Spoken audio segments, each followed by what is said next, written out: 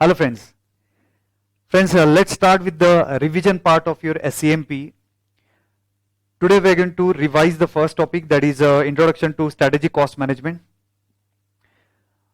आपने मेरा अगर रेगुलर लेक्चर लिया रहेगा या फिर आपने पेन ड्राइव लिया रहेगा तो मैंने काफी बार बोला था कि एग्जाम के पहले आपको रिवाइज करने के लिए कुछ रिवीजन लेक्चर्स मैं आपको दूंगा, जिसमें 15-20 आवर्स के ऑलमोस्ट आपका एंटायर सिलेबस रिवाइज हो जाएगा.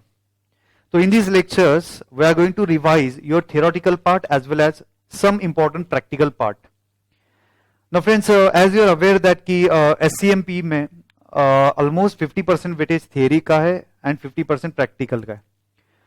तो boss we are going to start with the theory first. कोई भी टॉपिक स्टार्ट करूंगा मैं पहले थियरी आपको सिखाऊंगा, उसके बाद उसके रिलेटेड जो प्रैक्टिकल एस्पेक्ट है that we are going to discuss. Now topic wise इसका रिवीजन रहेगा. Today we are going to revise the first topic, that is introduction.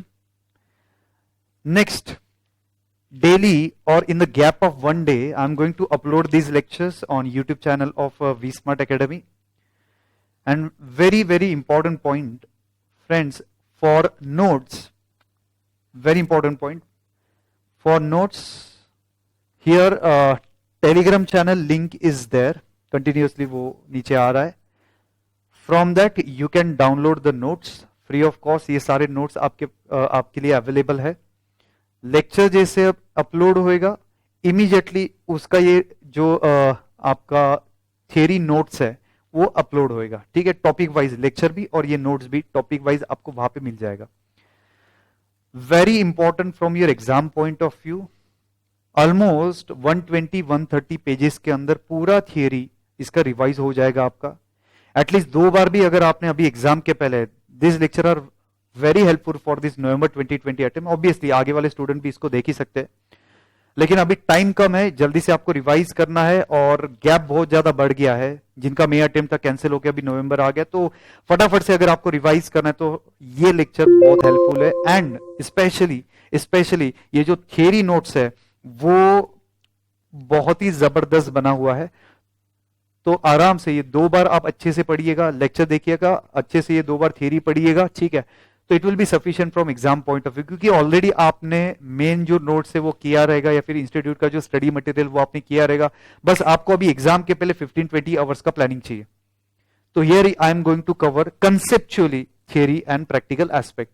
Now friends, my main focus is on friends concept. Concept बहुत अच्छे से आपको करवा दूंगा, रट्टा जरूरत नहीं है, पूरा थियरी हम लोग कंसेप्चुअली सीखेंगे. ठीक है, चलिए sir, without wasting any further time, आपको अभी समझ गया कि कौन से स्टूडेंट के लिए एप्लीकेबल है, जिन्होंने रेगुलर लेक्चर ऑलरेडी किया हुआ है या फिर फास्ट ट्रैक किसी का किया रहेगा, मेरा किया रहेगा या फिर रेगुलर लेक्चर किया रहेगा, एग्जाम के पहले 15-20 घंटे में रिवाइज करना है, तो ये लेक्चर उन स्टूडेंट के लिए बहुत हेल्पफुल है. या फिर जिनका अटेम्प्ट बहुत दूर है और ऑलरेडी मेरे लेक्चर्स आपने कंप्लीट कर लिए है, तो टाइम टू टाइम अगर ये लेक्चर्स देखेंगे तो आपको बहुत हेल्प होएगा. ठीक है, चलिए स्टार्ट करते हैं. फर्स्ट टॉपिक से शुरुआत करेंगे, that is introduction to strategic cost management. Friends, in the first topic there are only 8 theoretical question in your study material. ठीक है, केस स्टडी छोड़ दीजिएगा. अगर आपने थियरी अच्छे से किया तो केस स्टडी आप आराम से लिख सकते हैं, क्योंकि case study is nothing but concept of this theory.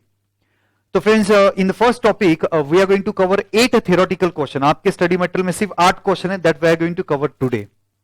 ठीक है, सबसे पहला क्वेश्चन हम लोग स्टार्ट करते हैं, which is not very important from exam point of view. हाँ, मैं लेक्चर में ये भी बताऊंगा कि कौन सा थियरी ज्यादा इंपॉर्टेंट है, कौन सा कंसेप्ट ज्यादा इंपॉर्टेंट है, कौन सा आप थोड़ा स्किप कर सकते हैं एक बार पढ़ के, वो मैं आपको बता दूंगा. तो ये पहला कंसेप्ट है जो आप इग्नोर कर सकते हो. पहला कंसेप्ट क्या है, पहला क्वेश्चन क्या है out of 8 question? First question is that भाई ट्रेडिशनल कॉस्ट मैनेजमेंट सिस्टम क्या है. ठीक है, ट्रेडिशनल कॉस्ट मैनेजमेंट सिस्टम क्या है और उसके क्या लिमिटेशन है. ठीक है, ये आपका पहला क्वेश्चन है. अब ध्यान से सुनिएगा, स्टार्ट कर रहा हूं. भाई ट्रेडिशनल कॉस्ट मैनेजमेंट क्या है? ट्रेडिशनल कॉस्ट मैनेजमेंट में point is that you are going to collect the cost, you are going to collect the overhead and you are going to charge that cost and overhead to the product और services. जो product आप manufacture कर रहे हो, जो services आप render कर रहे हो, उसको कॉस्ट अलोकेट करना, ये प्राइमरी फोकस था आपका ट्रेडिशनल कॉस्ट मैनेजमेंट सिस्टम का. Second important point of traditional cost management system was कि सबसे पहले तो भाई स्टैंडर्ड सेट करो, एक्चुअल के साथ कंपेयर करो, स्टैंडर्ड और एक्चुअल का जो डिफरेंस आएगा उसको हम लोग बोलते हैं variances, and on the basis of variance take some managerial action. तो प्राइमरी फोकस यही था, कॉस्ट कलेक्ट करना, कॉस्ट अलोकेट करना, स्टैंडर्ड सेट करना, एक्चुअल के साथ कंपेयर करना। वरायंस अगर आता है तो कुछ वरायंस के बाद रेमिडियल एक्शन आपको लेना था। तो ये था आपका ट्रेडिशनल कॉस्ट मैनेजमेंट सिस्टम।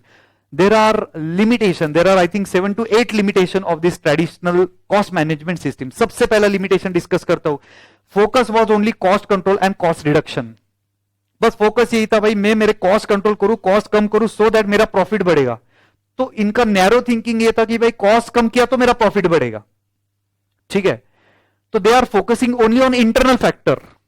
ये उनकी कॉस्ट कंट्रोल करे, यानी ये किस पे फोकस करे, they are focusing only on internal factor, they ignore the external factor. Like अभी एक्सटर्नल फैक्टर में क्या आएगा, कस्टमर्स आएंगे आपके, एक्सटर्नल फैक्टर में मार्केट आएगा, कंपटीशन आएगा आपका एक्सटर्नल मार्केट में।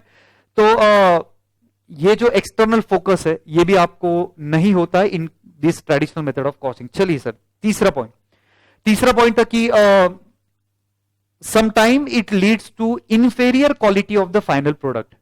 अब ये क्यों इंफेरियर क्वालिटी फाइनल प्रोडक्ट का बन सकता है, तो कॉस्ट कंट्रोल करने के लिए बोला, कॉस्ट रिड्यूस करने के लिए बोला, तो आपने क्या किया, थोड़ा कम क्वालिटी का रॉ मटेरियल यूज किया। And as you are aware that garbage in is equal to garbage out, तो खराब क्वालिटी का रॉ मटेरियल डालेगा तो आपका फाइनल प्रोडक्ट भी खराब ही आएगा, ठीक है। तो समटाइम फाइनल प्रोडक्ट का जो क्वालिटी है वो इंफीरियर हो सकता है। Next, it fails to take into consideration the expectation of the new buyer, dynamic buyer, ठीक है। अच्छा, expectation of new buyer customer ये इग्नोर करता है, ठीक है। हम लोग सेकंड टॉपिक में पढ़ने वाले push system and pull system. Traditional method of costing क्या फॉलो करता है, पुश सिस्टम फॉलो करता है। मैंने ये मैन्युफैक्चर किया, कस्टमर को यही परचेस करना पड़ेगा। लेकिन सर स्ट्रेटेजिक कॉस्ट मैनेजमेंट में इंपॉर्टेंट है पुल सिस्टम। पुल सिस्टम का मतलब क्या है, कस्टमर के रिक्वायरमेंट के हिसाब से आपको मैन्युफैक्चर करना है। जी हमारी कस्टमर के रिक्वायरमेंट के हिसाब से आपको ये मैन्युफैक्चर करना है। तो एक्सपेक्टेशन जो मॉडर्न कस्टमर है वो फुलफिल नहीं कर पा रहा था ट्रेडिशनल कॉस्ट मैनेजमेंट सिस्टम, ठीक है। Next, traditional cost management system was mainly focusing on accounting data and sometime accounting data can be misleading. Next, इसका जो लिमिटेशन था, focus was only improve the present process और present system. बस इसका यही focus था, मैं जो कर रहा हूं वो बहुत अच्छे से कर रहा हूं और उसको मैं इंप्रूव कैसे करूं, ठीक है। लेकिन आप जो कर रहे हो उस पर क्वेश्चन नहीं है। जैसे हम लोग आगे देखने वाले हैं बिजनेस प्रोसेस री इंजीनियरिंग, ठीक है, fundamental rethinking, radical redesigning etcetera, या फिर प्रोसेस इनोवेशन, वहां पे देखने वाले जो हमने पहले किया था वो सब गलत है। Scratch, clean the slate, zero से मैं स्टार्ट करूंगा, तो ये अप्रोच है ही नहीं। मैं जो करते आ रहा हूं उसको मैं कैसे इंप्रूव करूं, ये मेथड फोकस करता है। लेकिन भाई आपको ये नहीं पता चला कि क्या मैं प्रेजेंट करूं वो बराबर है या नहीं है, बस मुझे उसको इंप्रूवाइज करना है। तो स्ट्रेटेजिक कॉस्ट मैनेजमेंट में क्या रहेगा भाई, 100% में नया क्या करूं। नेक्स्ट पॉइंट, इसके बाद है ये प्रोएक्टिव है, सॉरी रिएक्टिव अप्रोच है। स्ट्रेटेजिक कॉस्ट मैनेजमेंट प्रोएक्टिव है, ये रिएक्टिव है, ठीक है। एंड लास्ट पॉइंट, इसका फोकस सिर्फ शॉर्ट टर्म पे है। जी हाँ मालिक, इसका जो फोकस है वो शॉर्ट टर्म फोकस है। तो we have covered the first question. पहला क्वेश्चन क्या था, ट्रेडिशनल जो कॉस्ट मैनेजमेंट सिस्टम है उसका थोड़ा एक्सप्लेनेशन दो और लिमिटेशन दो। हार्डली ऐसा कोई क्वेश्चन आएगा एग्जाम में। तो हमने देख लिया ट्रेडिशनल कॉस्ट सिस्टम क्या कर रहा था। ट्रेडिशनल कॉस्ट सिस्टम सिर्फ कर रहा था भाई कॉस्ट कलेक्ट किया और कॉस्ट एपोर्शन किया, स्टैंडर्ड सेट किया, एक्चुअल के साथ कंपेयर किया, वैरिएंसेस फाइंड किया। ये पहला लाइन आप लिखेंगे अगर बाई चांस क्वेश्चन आता है तो। इसके लिमिटेशन क्या है, बॉस लिमिटेशन में सबसे पहला लिमिटेशन है focus is only on cost control, cost reduction, cost management, ठीक है। से cost control, cost reduction main इसका फोकस था। इंटरनल फोकस है, एक्सटर्नल फोकस नहीं है। दैट इज एक्सटर्नल में क्या आएगा, कस्टमर पे फोकस नहीं है, मार्केट पे फोकस नहीं, ग्रोथ पे फोकस इसका नहीं है। समटाइम क्वालिटी खराब होएगा क्योंकि कॉस्ट कम करना है आपको। एक्सपेक्टेशन ऑफ नए कस्टमर के ये सेटिस्फाई नहीं कर सकते। डायनेमिक कस्टमर है, ठीक है, मॉडर्न कस्टमर है, इसके एक्सपेक्टेशन ये सेटिस्फाई नहीं कर पाएगा। ये रिलाय करता है अकाउंटिंग डेटा पे and sometime accounting data will be the misleading, ठीक है। नेक्स्ट वन, बॉस इसका जो नेक्स्ट पॉइंट था कि ये रिएक्टिव है, प्रोएक्टिव नहीं है, रिएक्टिव है। नेक्स्ट पॉइंट था आपका कि भाई ये शॉर्ट टर्म फोकस है, लॉन्ग टर्म फोकस नहीं है। And last limitation is that present system को ही वो इंप्रूव करने की कोशिश कर रहा है, ठीक है। प्रेजेंट सिस्टम को क्वेश्चन मार्क नहीं कर रहा है, प्रेजेंट सिस्टम को ही थोड़ा थोड़ा इंप्रूवमेंट करेंगे। जैसे हम लोग आगे देखने वाले काइजन कॉस्टिंग, थोड़ा थोड़ा इंप्रूवमेंट करते रहो, ठीक है, तो ये हमने कवर कर लिया फर्स्ट क्वेश्चन। चलेगा, अब अगले सेकंड क्वेश्चन की तरफ आते हैं। Everyone please come to that second question, second part की तरफ आइएगा सब लोग।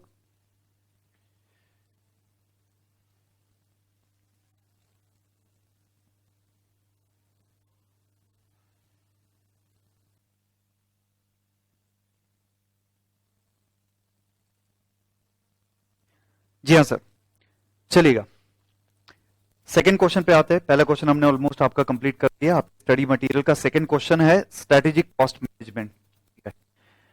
फ्रेंड्स, स्ट्रेटेजिक कॉस्ट मैनेजमेंट, ये जो वर्ड है, ये जो सेंटेंस है, इसको मैं थोड़ा दो हिस्से में डिस्ट्रीब्यूट करता हूं।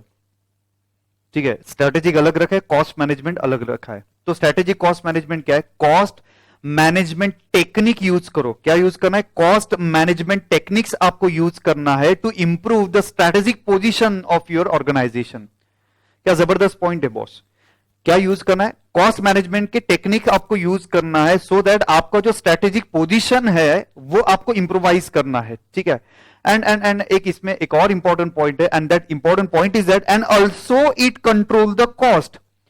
तो जो ट्रेडिशनल मेथड ऑफ कॉस्टिंग है या ट्रेडिशनल मैनेजमेंट सिस्टम है, कॉस्ट मैनेजमेंट सिस्टम, यहां पे कॉस्ट कंट्रोल कॉस्ट रिडक्शन ये प्राइमरी फोकस था। यहां पे कॉस्ट कंट्रोल कॉस्ट रिडक्शन ये तो फोकस है ही। एडवांस में क्या है?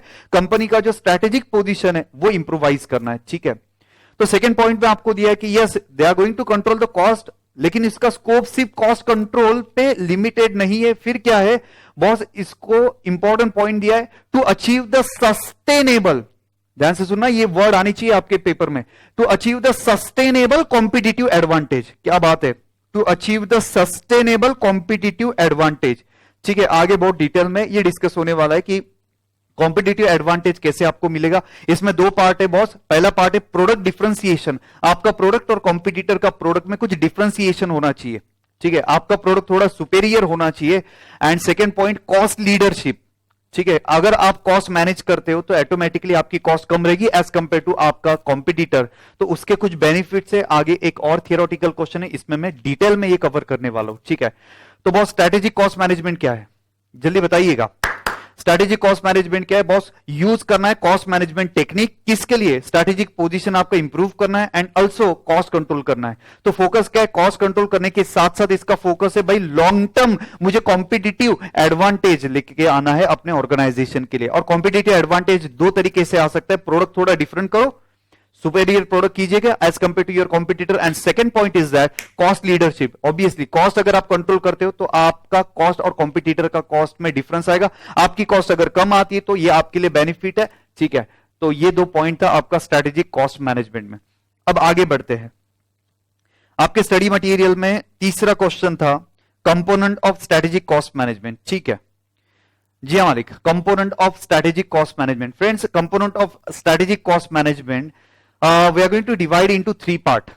ठीक है, component of strategic cost management we are going to divide into three part. सबसे पहला कंपोनेंट है strategic positioning analysis within its industry. आपके इंडस्ट्री में आपके कंपनी का, आपके ऑर्गेनाइजेशन का पोजीशन क्या है वो एनालाइज करना, ये आपका पहला पार्ट है। सेकंड पार्ट है आपका cost driver analysis.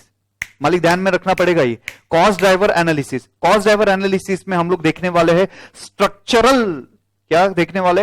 Executional cost driver and structural cost driver. अच्छे से एक्सप्लेन करूंगा, ये थोड़ा डिफिकल्ट कंसेप्ट है। अगर आप प्लेन स्टडी मटेरियल पढ़ेंगे तो ये समझने में थोड़ा दिक्कत जाएगा। मैं कुछ एग्जांपल से ये आपको सिंपल करने वाला हूं। नेक्स्ट पॉइंट, और तीसरा था वैल्यू चेन एनालिसिस, जो ये टॉपिक का सबसे इंपॉर्टेंट क्वेश्चन है, theoretical question, that is value chain analysis. ठीक है, तो बॉस वी आर डिस्कसिंग, क्या डिस्कस करें boss? Component of strategic cost management. पहला कंपोनेंट क्या है? Strategic positioning analysis. जी हां, स्ट्रेटेजिक पोजीशनिंग एनालिसिस। यहां पे आपके ऑर्गेनाइजेशन का position as compare to competitor आपको ये चेक करना है boss. Here you have to check how differently values are created.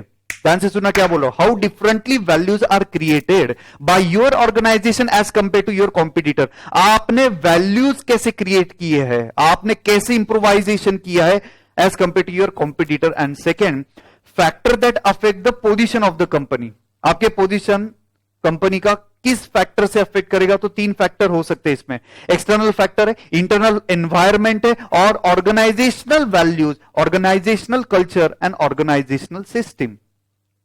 एक हो गया एक्सटर्नल फैक्टर, एक हो गया आपका इंटरनल फैक्टर, ठीक है, and next one is organisational value और कल्चर एंड सिस्टम। एक organisational values, culture and system का एक सिंपल एग्जांपल दे देता हूं, टाटा ग्रुप, ठीक है बॉस। ये जो टाटा ग्रुप है, इनका फोकस बॉस आप अगर चेक करेंगे तो employee satisfaction is a core focus of this Tata group, ठीक है। तो ऑर्गेनाइज, इसका वैल्यूज है, इनका ये कल्चर है, इनका ये सिस्टम है, ठीक है। तो ये अफेक्ट करेगा आपका पोजीशन।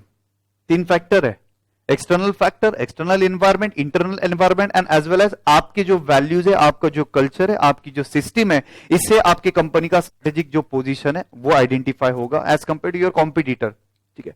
समझ गया। तो पहला पार्ट हमने component of strategic cost management समझ लिया कि भाई आपके ऑर्गेनाइजेशन का क्या स्टैंडिंग है इंडस्ट्री में, वो हमने चेक किया।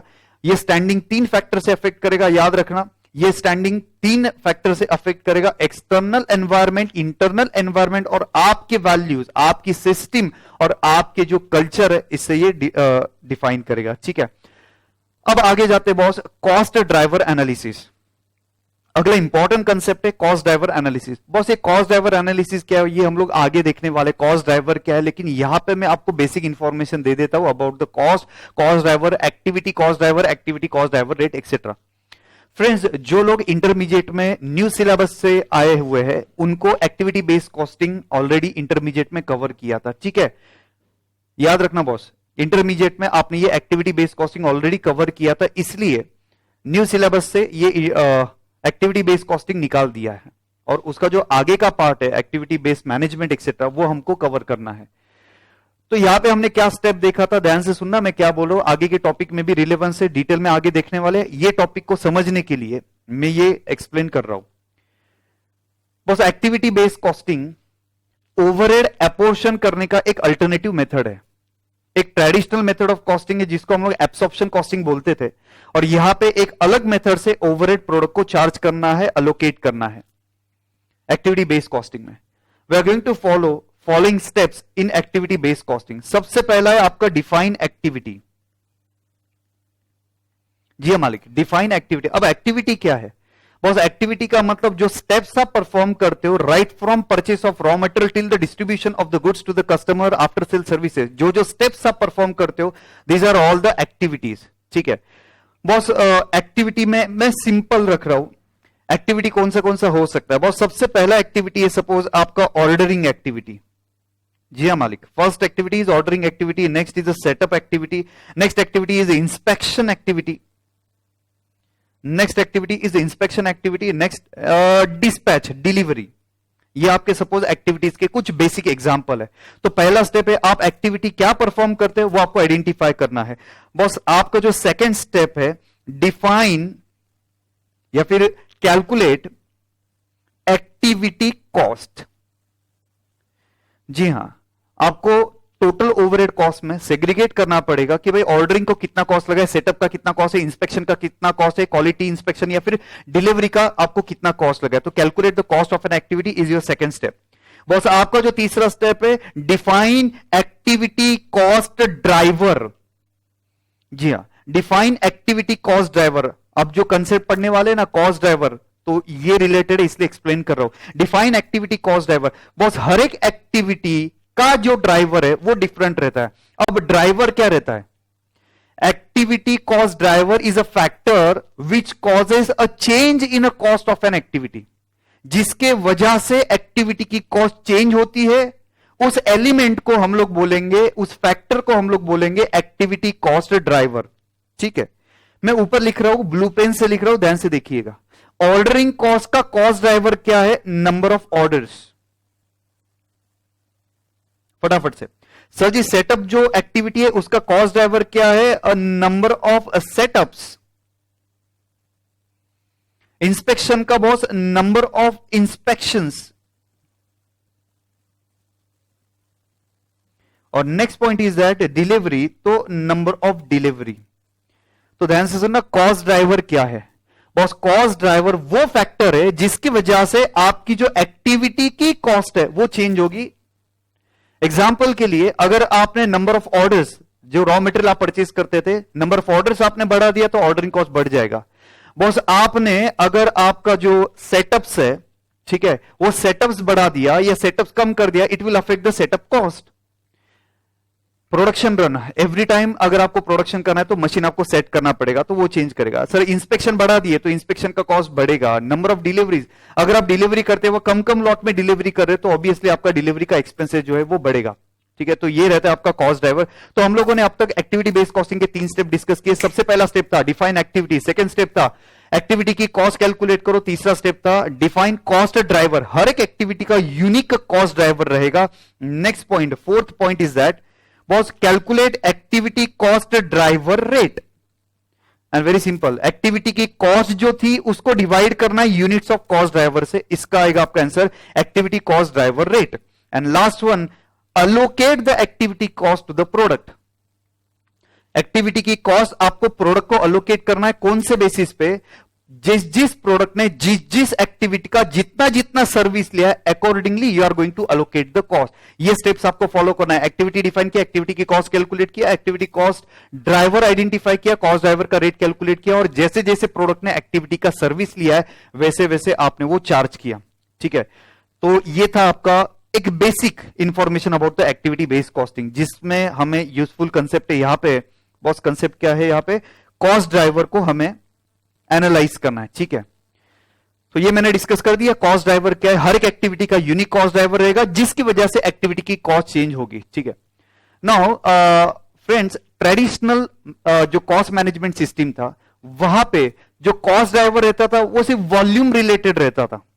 अच्छा, अगर आपको ट्रेडिशनल मेथड ऑफ कॉस्टिंग में कॉस्ट ड्राइवर का रेट याद आ रहा है तो हम लोग कैलकुलेट करते थे machine hour rate, labour hour rate, unit rate, percentage of material, percentage of labour, percentage of prime cost. तो बेसिकली ये किस पे डिपेंडेंट था, वॉल्यूम पे डिपेंडेंट था। वॉल्यूम बढ़ेगा तो ओवरहेड बढ़ेगा, वॉल्यूम कम होगा तो आपका ओवरहेड कम होगा। But important point is that सारे की सारे, ध्यान से सुनना मैं क्या बोल रहा हूं सर जी, सारे की सारे एक्टिविटी की कॉस्ट वॉल्यूम पे डिपेंडेंट नहीं है। सारे की सारे एक्टिविटी की कॉस्ट वॉल्यूम पे डिपेंडेंट नहीं है। वॉल्यूम पे डिपेंडेंट का मतलब वॉल्यूम बढ़ेगा तो वही प्रोपोर्शन में एक्टिविटी का कॉस्ट या फिर ओवरहेड का कॉस्ट बढ़ेगा। I give one simple example जो आपके स्टडी मटेरियल में दिया है, an example is of inspection. ठीक है बॉस, आप इंस्पेक्शन कर रहे हो, ठीक है, हर एक बैच में आप इंस्पेक्शन कर रहे हो सो दैट आप क्वालिटी चेक करेंगे। लेकिन बॉस आपने नंबर ऑफ इंस्पेक्शन बढ़ा दिया, वॉल्यूम नहीं बढ़ाया, आउटपुट नहीं बढ़ाया, आपने नंबर ऑफ इंस्पेक्शन बढ़ा दिया। एक बैच में पहले आप एक बार इंस्पेक्शन करते थे, अब एक बैच में आप 10 बार इंस्पेक्शन कर रहे हो, नंबर ऑफ यूनिट्स उतना है, तो वॉल्यूम चेंज नहीं हुआ, फिर भी आपकी एक्टिविटी की कॉस्ट चेंज हुई। इसलिए ट्रेडिशनल मेथड ऑफ कॉस्टिंग में और यहां पे डिफरेंस क्या है स्ट्रेटेजिक कॉस्ट मैनेजमेंट में। ट्रेडिशनल मैनेजमेंट में बस आप कंसीडर करते थे एक ही वॉल्यूम रिलेटेड कॉस्ट ड्राइवर्स, लेकिन अलग भी है।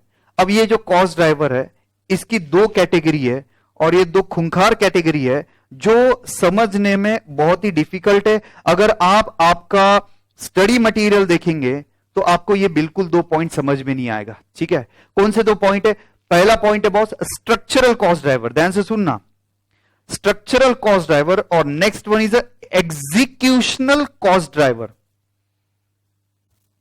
बॉस इंपॉर्टेंट है, ध्यान से सुनिएगा क्या बोलो, structural cost driver and executional cost driver. अगर मैं थियरी पढ़ूंगा, ठीक है बॉस, ये लेक्चर में मैं लाइन टू लाइन थियरी पढ़ूंगा और उसका हिंदी में अनुकरण करूंगा, ऐसा नहीं है सर। ठीक है, मुझे पढ़ने का जरूरत नहीं है। ओके बॉस, जो कंसेप्ट है वो दिमाग में गया, जो कंसेप्ट है वो दिमाग में गया तो ही आप थियरी लिख सकते हो। एंड प्लीज रट्टा मत मारिए, रट्टा मारने का जरूरत नहीं है, कंसेप्ट समझा तो ही आप थियरी लिख सकेंगे। एंड फ्रेंड्स, रट्टा मार के फायदा क्यों नहीं है, जो केस स्टडी आपको आएगा वो आपको रिपीटेटिव केस स्टडी तो नहीं आएगा, जो आपके स्टडी मटेरियल में केस स्टडी दिया है वो रट्टा मार के गए, एग्जाम में तो कुछ नया ही आने वाला है। तो बेसिकली मेरे जो लेक्चर्स रहते हैं बॉस, मैं प्रिंसिपली फोकस करता हूं पूरे कंसेप्चुअल क्लैरिटी आएगा तो बॉस 100% आप वो लिख सकते हो। अदरवाइज मैं आपको बोलूंगा ये रट्टा मारो या फिर ये पैराग्राफ आपको याद रखना है, फिर ये पॉसिबल ही नहीं है। और इतना इंटरेस्टिंग थ्योरी आपका एससीएमपी का कि बॉस आपको रट्टे का जरूरत ही नहीं है। ठीक है, तो प्लीज प्लीज प्लीज रट्टा छोड़ दे, कंसेप्ट पकड़, कंसेप्चुअली समझना है हमें तो ही आप थ्योरी लिख के आएंगे। And important point is that 50% almost paper आपको थियरी और केस स्टडी पे आएगा, और प्रैक्टिकल जो 50% ही आने वाला है। और स्टूडेंट बस लगे हुए हैं कि भाई मैं प्रैक्टिकल के ये सम सॉल्व करूं, मैं प्रैक्टिकल के ओल्ड सिलेबस का पीएम सॉल्व करूं, ओल्ड सिलेबस का एसएम सॉल्व करूं। बॉस आप चेक कर लो, प्रैक्टिकल क्वेश्चन कुछ और ही पूछ रहे, ओल्ड सिलेबस का यहां पे कोई भी संबंध नहीं है। हार्डली 6-7 में से एक आधा क्वेश्चन थोड़ा बहुत रिलेवेंस आता है ओल्ड सिलेबस का, लेकिन टाइम वेस्ट है अगर आप ओल्ड सिलेबस पे कॉन्सेंट्रेट कर रहे हो।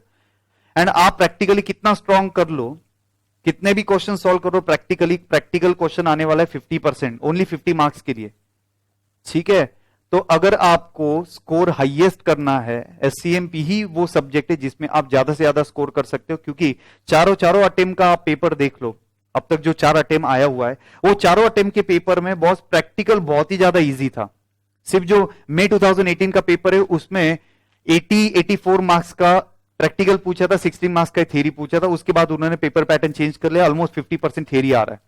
ठीक है, प्रैक्टिकल पार्ट बहुत ही इजी पूछ रहा है, बहुत ही बेसिक क्वेश्चन हमने जो क्लास में सॉल्व किए थे, बेसिक में जो इंट्रोडक्शन के वक्त क्वेश्चन सॉल्व करवा के देता हूं, कंसेप्चुअल क्वेश्चन, वैसे क्वेश्चन एग्जाम में पूछे जा रहे हैं। ठीक है, तो प्रैक्टिकल पे आपको 100% लिखते आने ही वाला एग्जाम में, वहां पे आपको दिक्कत ही नहीं जाएगा। बॉस अगर really you want to score highest in SCMP, you should focus seriously on theory. इसलिए मैं सबसे पहले थियरी डिस्कस करूंगा, केस स्टडी डिस्कस करूंगा, उसके बाद प्रैक्टिकल पार्ट पे आने वाला हूं। ठीक है बॉस, तो ये हाईएस्ट स्कोरिंग सब्जेक्ट है बॉस सेकेंड ग्रुप में। बिलीव मी, आपको समझ में आ जाएगा जैसे मैं ये टॉपिक कंप्लीट करूंगा डिटेल में। ठीक है, ये एग्जाम ओरिएंटेड है, जिसने ऑलरेडी रेगुलर लेक्चर या फिर फास्ट ट्रैक लेक्चर किया है उनके लिए ये बहुत बेनिफिशियल है, क्विकली रिवाइज करना। चलिए, तो बॉस हम लोग आगे बढ़ रहे हैं। कॉस्ट ड्राइवर एनालिसिस हो रहा है। कॉस्ट ड्राइवर एनालिसिस में 2 कॉस्ट ड्राइवर है जो मैंने आपको बताया, एक स्ट्रक्चरल कॉस्ट ड्राइवर है और एक एग्जीक्यूशनल कॉस्ट ड्राइवर है। मैं आपको एक एग्जांपल दे रहा हूं। एग्जांपल इज दैट, आपने सोचा एक नया प्रोडक्ट मैन्युफैक्चर करेंगे। ये एग्जांपल समझ गया, 100% ये थ्योरी आपको समझ जाएगा जल्दी से। अब बॉस आप एक नया प्रोडक्ट मैन्युफैक्चर कर रहे हो, ठीक है, एक नया फैक्ट्री आपको डालना है, तो आपको कौन सा खर्चा आएगा, ध्यान से सुनना। सबसे पहले तो आप क्या परचेज करेंगे बॉस, लैंड परचेज करेंगे। सेकेंड आप बिल्डिंग कंस्ट्रक्ट करेंगे, बराबर बोल रहा हूं ना, लैंड परचेज किया, बिल्डिंग कंस्ट्रक्शन किया, आपने इक्विपमेंट परचेज किए, आपने टेक्नोलॉजी डेवलप किया, रहा है ना, आपने टेक्नोलॉजी डेवलप किया, आपने वो जो प्रोडक्ट है वो प्रोडक्ट का स्पेसिफिकेशन डिफाइन किया कि कॉम्प्लेक्सिटी क्या होगी, उसकी डिजाइन क्या होगी, उसके क्या फंक्शंस रहेंगे, उसके क्या फीचर रहेंगे। ठीक है, तो ये आपने सबसे पहले तो डिराइव कर लिया। इसके बाद आप क्या करेंगे बॉस, सब कुछ फाइनल करने के बाद बिल्डिंग कंस्ट्रक्ट हो गया, आपके इक्विपमेंट आ गए हैं, आपका बॉस टेक्नोलॉजी वगैरह सब कुछ आ चुका है, कैसे मैन्युफैक्चर करना है, क्वालिटी वगैरह, डिजाइनिंग, एवरीथिंग इज फाइनल। अब आपका नेक्स्ट स्टेप क्या रहेगा, प्रोडक्शन करना। अब अगला स्टेप क्या है बॉस, आपका प्रोडक्शन करना। ठीक है, तो देखिए ऊपर वाली जो कॉस्ट आपको लगेगी वो स्ट्रक्चरल है और नीचे जो है आपका कॉस्ट वो एग्जीक्यूशनल है। कितना सिंपल है, लेकिन आप स्टडी मटेरियल पढ़िएगा वो 2 पैराग्राफ, ठीक है, ये कुछ भी नहीं समझ में आता है। तो मैंने एकदम सिंपल एग्जांपल दिया भाई, स्ट्रक्चरल बेसिक थिंग्स डेवलप करने के लिए जो जो कॉस्ट आपको लगेगा वो सारे कॉस्ट ड्राइवर आपके स्ट्रक्चरल कॉस्ट ड्राइवर रहेंगे। लेकिन एक्चुअल प्रोडक्शन करते वक्त, एक्चुअल एग्जीक्यूशन करते वक्त, एक्चुअल प्रोसेसिंग करते वक्त, मैन्युफैक्चरिंग करते वक्त जो जो कॉस्ट ड्राइवर आपको लगने वाले हैं, that cost driver we are going to classify into the part executional cost driver. ठीक है, एकदम क्लियर मेरे दिमाग में चला गया है। ठीक है, अब बॉस स्ट्रक्चरल कॉस्ट ड्राइवर क्या है, स्ट्रक्चरल कॉस्ट ड्राइवर क्या है वो हम लोग देख लेते हैं। Structural cost driver facilitates strategic decision making. जी हां, वो किस पे फोकस कर रहा है, strategic decision making, having long term impact. ठीक है, having long term impact. Structural cost driver का जो है इंपैक्ट लॉन्ग टर्म है। ये पॉइंट आपको याद रखने पड़ेंगे जो रेड पेन से मैंने हाईलाइट किया है। एटलीस्ट ये पॉइंट भी अगर आपको याद रह गया तो भी सफिशिएंट है आपके लिए। ठीक है, ध्यान से सुनना, सबसे पहले क्या होएगा सर जी, सबसे पहले आएगा आपका स्केल डिफाइन करेंगे। अच्छा, स्केल डिफाइन करना इसका मतलब क्या है, investment size in manufacturing, research and development क्या करना है, मार्केटिंग में क्या करना है, तो आपने सबसे पहले तो स्केल डिफाइन किया, प्रोडक्ट का जो बैकग्राउंड है वो आपने डिफाइन किया। Next is scope of operation, जी हाँ, second one is scope of operation. Scope of operation में आपको यह चेक करना है डिग्री ऑफ वर्टिकल लिंकेज और इंटीग्रेशन। अब ये वर्टिकल इंटीग्रेशन क्या है, ये वैल्यू चेन एनालिसिस के वक्त मैं आपको एक्सप्लेन करूंगा डिटेल में। Next one, use of technology, boss कौन सा टेक्नोलॉजी लेके आना है, फुली ऑटोमेटिक मशीन लेके आना है, सेमी ऑटोमेटिक मशीन लेके आना है, या फिर मैन्युअली वर्किंग करना है, तो टेक्नोलॉजी कौन सा आप यूज करेंगे। नेक्स्ट कॉम्प्लेक्सिटी, कॉम्प्लेक्सिटी में बॉस आपका प्रोडक्ट के क्या टाइप्स रहेंगे, कौन से डिजाइन रहेंगे, वैरायटी क्या रहेगा, कितने अलग अलग कैटेगरी के प्रोडक्ट आप मैन्युफैक्चर करेंगे, ये आपको डिफाइन करना पड़ेगा। ठीक है, तो इसको हम लोग एक सिंपल नाम देते हैं broadness of your product line. जी हाँ, इसको क्या सिंपल नाम दे दिया मैंने, broadness of your product line. ये जो रेड पेन से लिखा है ये आपको याद रखना पड़ेगा, कौन सा है। सबसे पहले हमने डिफाइन किया स्केल क्या है, स्कोप ऑफ ऑपरेशन क्या है, यूज ऑफ टेक्नोलॉजी क्या है और क्या होगा, और कॉम्प्लेक्सिटी क्या रहेगा। ठीक है, तो ये थे आपके स्ट्रक्चरल, बेसिक स्ट्रक्चर था आपके ऑर्गेनाइजेशन का, उसके कॉस्ट ड्राइवर। ठीक है, नाउ फ्रेंड्स, ये सारे जो पॉइंट्स है वो डिफाइन करेंगे cost of the activity. Next, yellow pen से हाईलाइट किया है, येलो मार्कर से हाईलाइट किया, यहां पे more is not necessarily better, ये वर्ड लिखना एग्जाम में, more is not necessarily better मतलब क्या है, बहुत सारा वैरायटी का प्रोडक्ट मैन्युफैक्चर किया, ये जरूरी नहीं है एक ही प्रोडक्ट अच्छा बनाइए। ठीक है, तो more is not necessarily better. अब आगे बढ़ते हैं बॉस, सेकेंड कॉस्ट ड्राइवर का एनालिसिस हमें करना है, that is executional cost drivers. जी हां, नेक्स्ट वन क्या है आपका, एग्जीक्यूशनल कॉस्ट ड्राइवर। फटाफट से, एग्जीक्यूशनल कॉस्ट ड्राइवर क्या है भाई, एग्जीक्यूशन रिलेटेड है, execution related activity, manufacturing related activity. अब इसमें क्या है, utilisation of man power, utilisation of the employee, ठीक है, product provision of quality services, production of the quality goods, product का डिजाइन एंड मैन्युफैक्चर, एक्चुअल में manufacturing करना। नेक्स्ट वन, पार्टिसिपेशन करना वर्कफोर्स का टुवर्ड द कंटिन्यूस इंप्रूवमेंट। ठीक है, total quality management apply किया। ठीक है, प्लांट का लेआउट में इफिशिएंटली हमने लेआउट बनाया। ठीक है, तो ये सारे क्या एग्जीक्यूशन के रिलेटेड है। क्या क्या याद रखना पड़ेगा आपको इसमें भाई, वर्कर को कैसे यूटिलाइजेशन करें, मैन्युफैक्चर आपको कैसे करना है, टोटल क्वालिटी मैनेजमेंट कैसे आपको अप्लाई करना है, इसके बाद वर्कर को कैसे हम लोगों को बोलना है कि कंटिन्यूअसली आपको इंप्रोवाइजेशन करना है, एक्सेट्रा, इफिशिएंसी कैसे बढ़ाना है। तो एग्जीक्यूशन रिलेटेड ये पार्ट है। ठीक है, इसके कुछ एग्जाम्पल आपको दिए गए हैं।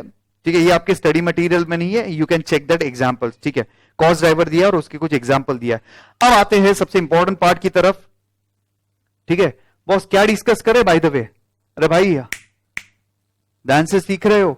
सबसे पहला पॉइंट क्या था भाई, हम लोग सीख रहे component of strategic cost management. क्या सीख रहे, component of strategic cost management. सबसे पहले हमने सीखा है strategic position of the organisation, आपके ऑर्गेनाइजेशन का पोजीशन क्या है वो हमने आइडेंटिफाई किया है। ठीक है, सेकेंड पॉइंट क्या था, सेकेंड पॉइंट था कॉस्ट ड्राइवर को हमने एनालिसिस किया। दो टाइप के कॉस्ट ड्राइवर है, एक स्ट्रक्चरल कॉस्ट ड्राइवर है, एक एग्जीक्यूशनल कॉस्ट ड्राइवर है। अब आगे बढ़ रहे हैं हम लोग, जो इंपॉर्टेंट पॉइंट है ये टॉपिक का सबसे important point, that is value chain analysis. क्या है, value chain analysis, value chain analysis. ध्यान से सुनिएगा, वैल्यू चेन और एक्टिविटी रिलेटेड क्या इसका इंपॉर्टेंट है बॉस। रॉ मटेरियल परचेस करने से लेके फाइनल प्रोडक्ट कस्टमर को डिलीवरी करते वक्त आप काफी सारे स्टेप्स परफॉर्म करते हैं, और उसको मैंने नाम दिया था एक्टिविटीज। रॉ मटेरियल परचेस करने से फाइनल प्रोडक्ट डिलीवरी देने तक, कस्टमर को सर्विस देने तक काफी सारे आप एक्टिविटीज परफॉर्म करते हो, और जैसे जैसे प्रोडक्ट आपके एक्टिविटी से पास थ्रू होएगा वैसे वैसे कुछ वैल्यू एडिशन करते जाएगा। ठीक है, जैसे जैसे रॉ मटेरियल आया, रॉ मटेरियल ऑर्डर किया, आपने मशीन सेटअप किया, आपने प्रोडक्शन कंप्लीट किया, इंस्पेक्शन किया, आपने डिलीवरी किया, तो इससे क्या हो रहा है, कुछ वैल्यू एडिशन हो रहा है। ठीक है, तो हमें यह एनालिसिस करना है कि कैसे वैल्यू क्रिएट हो रहा है, कौन से एक्टिविटीज वैल्यू एडेड एक्टिविटीज है, कौन से activity non value added activities है। ठीक है, तो वैल्यू चेन एनालिसिस क्या है, it is a process which identify and analyse. ये क्या करता है, आइडेंटिफाई करता है और एनालाइज करता है। किसका आइडेंटिफाई कर रहा है, एनालाइज कर रहा है, एक्टिविटी को एनालिसिस कर रहे, जो कुछ वैल्यू एडिशन कर रहे हैं फाइनल प्रोडक्ट में, ध्यान से सुनिएगा क्या बोलो, एक्टिविटी को आइडेंटिफाई किया जो कुछ वैल्यू ऐड कर रहा है। मेन इंपॉर्टेंट प्रिंसिपल आपको इलिमिनेट करना है नॉन वैल्यू एडेड एक्टिविटी। जी हाँ मालिक, आपको क्या इलिमिनेट करना है? Non value added activity. Next point, benefit of value chain analysis के दो बेनिफिट है। सबसे पहले कॉस्ट लीडरशिप और दूसरा है बॉस आपका प्रोडक्ट डिफरेंशिएशन। पहले भी ये हमने देखा था स्ट्रेटेजिक कॉस्ट मैनेजमेंट के वक्त कि कॉस्ट लीडरशिप ऑफ और इंप्रूव द प्रोडक्ट डिफरेंशिएशन। तो ये आगे एक सेपरेट क्वेश्चन के थ्रू हम लोग डिस्कस करने वाले हैं, ठीक है। तो मालिक यहां पे हमने component of strategic cost management cover किया। कंपोनेंट में सबसे पहले था स्ट्रेटेजिक पोजीशन एनालिसिस किया हमने। सेकेंड पॉइंट था आपका कॉस्ट ड्राइवर जो था, वो कॉस्ट ड्राइवर को हमने एनालिसिस किया, ठीक है। कॉस्ट ड्राइवर में मालिक अपने दो कॉस्ट ड्राइवर थे, एक थे आपके स्ट्रक्चरल और दूसरा एग्जीक्यूशनल। जो फाउंडेशन रहते हैं वो स्ट्रक्चरल कॉस्ट ड्राइवर और जो एक्चुअल प्रोडक्शन के वक्त लगने वाले वो एग्जीक्यूशनल कॉस्ट ड्राइवर, ठीक है, उसका हमने एनालिसिस किया। तीसरा पॉइंट हमने अभी डिस्कस किया और शॉर्ट डिस्कस किया क्योंकि इसका एक पूरा थियोरेटिकल क्वेश्चन आगे डिस्कस करो, that is value chain analysis.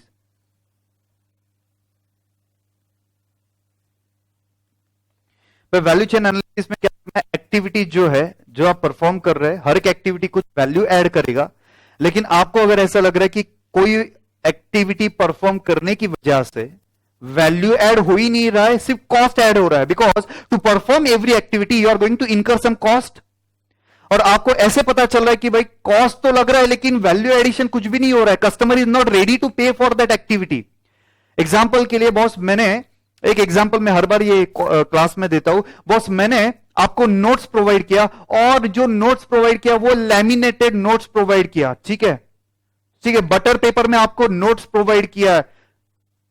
आप बोलेंगे सर इसकी क्या जरूरत है, ठीक है, अरे मालिक आप हमें कंसेप्ट बता दो, जेरोक्स भी चलेगा, जेरोक्स भी चलेगा। वैसे भी हम लोग पेन ड्राइव लेते हुए एक स्टूडेंट पेन ड्राइव लेते हैं, हम लोग दो तीन लोग मिलके कर लेते हैं, ठीक है, हमें जेरोक्स भी चल जाता है। आप इतना खर्चा मत करो क्योंकि वो वसूल तो आप कस्टमर यानी स्टूडेंट से ही करने वाले, we are not going to pay extra for that. हमें बहुत 6 महीने के लिए पढ़ना है, ठीक है, ये हमें सिर्फ 6 महीने है और हमें फर्स्ट अटेम्प्ट हम लोग क्लियर होने वाले हैं। तो बॉस ये लैमिनेटेड नोट सर जी उसका बर्डन तो आप हम पे ही पास ऑन करेंगे, हमको नहीं चाहिए ये, ठीक है। तो मैं क्या करूंगा, नॉन वैल्यू एडेड एक्टिविटी इसको मैंने निकाल दिया, ठीक है। मैंने क्लासरूम में सपोज आप मेरे क्लासरूम में बैठे हुए हो, ठीक है, और क्लासरूम में बॉस मैंने आपको रिक्लाइनर सीट वगैरह प्रोवाइड किया है एकदम कंफर्टेबल। आप बोलेंगे सर इसकी क्या जरूरत है, इसके कुछ खर्चा तो आप हमसे ही निकालेंगे, ठीक है। बॉस हमें प्लास्टिक के चेयर भी दे दिया तो भी चलेगा, ये वैल्यू एडिशन नहीं कर रहे हैं। आप जो कंसेप्ट हमें सिखा रहे हो ये वैल्यू एडिशन दे रहा है, जो नोट्स का कंटेंट है वो हमारे लिए वैल्यू एडिशन है, टाइम पे सिलेबस कंप्लीट करो ये हमारे लिए वैल्यू एडिशन है। तो मैं क्या करूंगा, जो नॉन वैल्यू एडेड एक्टिविटी है वो निकाल दूंगा। तो इसके लिए मुझे ये चेक करना है कि वैल्यू चेन एनालिसिस क्या है, और वैल्यू चेन एनालिसिस के दो बेनिफिट हमें आइडेंटिफाई हुए। वैल्यू चेन एनालिसिस में कॉस्ट क्या है, cost leadership. Non value added activity अगर आपने इलिमिनेट कर दिया तो कॉस्ट लीडर बन जाएंगे, कॉस्ट आपका कम हो जाएगा। And second point is that boss product differentiation. जी हाँ मालिक, प्रोडक्ट डिफरेंशिएशन। चलिए आगे बढ़ते हैं अभी। अब ये बहुत डिटेल में डिस्कस करेंगे। सबसे पहले हम लोग डिस्कस करेंगे value chain analysis, then cost leadership and product differentiation. चलो फटाफट आगे बढ़ते हैं फ्रेंड्स। वैल्यू चेन एनालिसिस का जो बेसिक प्रिंसिपल है, जो सेंटेंस है वो आपको याद रखना पड़ेगा। वैल्यू चेन एनालिसिस पे अगर कोई भी क्वेश्चन आता है, केस स्टडी आता है, तो बॉस ये पार्ट आपको याद रखना पड़ेगा, इतना पार्ट आपको कंपलसरी लिखना पड़ेगा। कोई भी केस स्टडी रहने दो, कोई भी थियोरेटिकल क्वेश्चन रहने दो, क्योंकि हम लोग स्टार्टिंग में उसका एक्सप्लेनेशन लिखते हैं कि वैल्यू चेन एनालिसिस क्या है।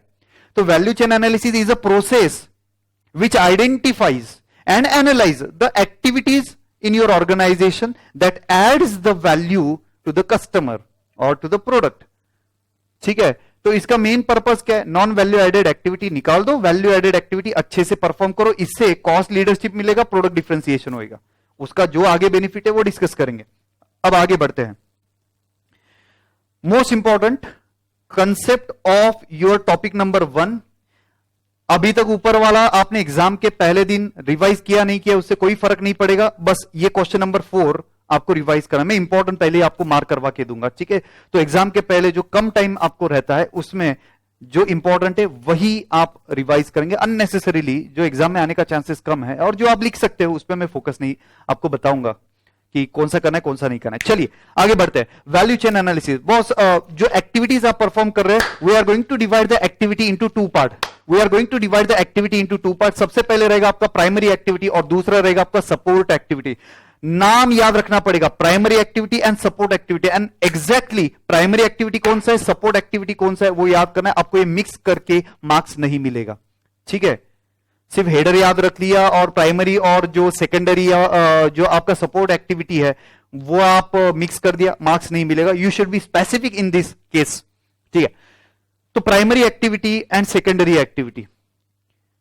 प्राइमरी एक्टिविटी क्या है, सबसे पहला 5 प्राइमरी एक्टिविटी आपको याद रखना पड़ेगा। उसमें से सबसे पहला प्राइमरी एक्टिविटी इनबाउंड लॉजिस्टिक। सबसे पहला इनबाउंड लॉजिस्टिक। अच्छा, इनबाउंड लॉजिस्टिक में क्या है, इनबाउंड लॉजिस्टिक में boss it related to the transportation. It's related to the transportation. Boss support activity में एक और कंसेप्ट है दैट इज प्रोक्यूरमेंट। प्रोक्यूरमेंट में भी रॉ मटेरियल परचेस करना रहता है, लेकिन दोनों में डिफरेंस है। तो बी स्पेसिफिक। मैंने बात किया है इनबाउंड लॉजिस्टिक। अच्छा, इनबाउंड लॉजिस्टिक में क्या है, इनबाउंड लॉजिस्टिक में एक्टिविटी कवर कौन सा होता है।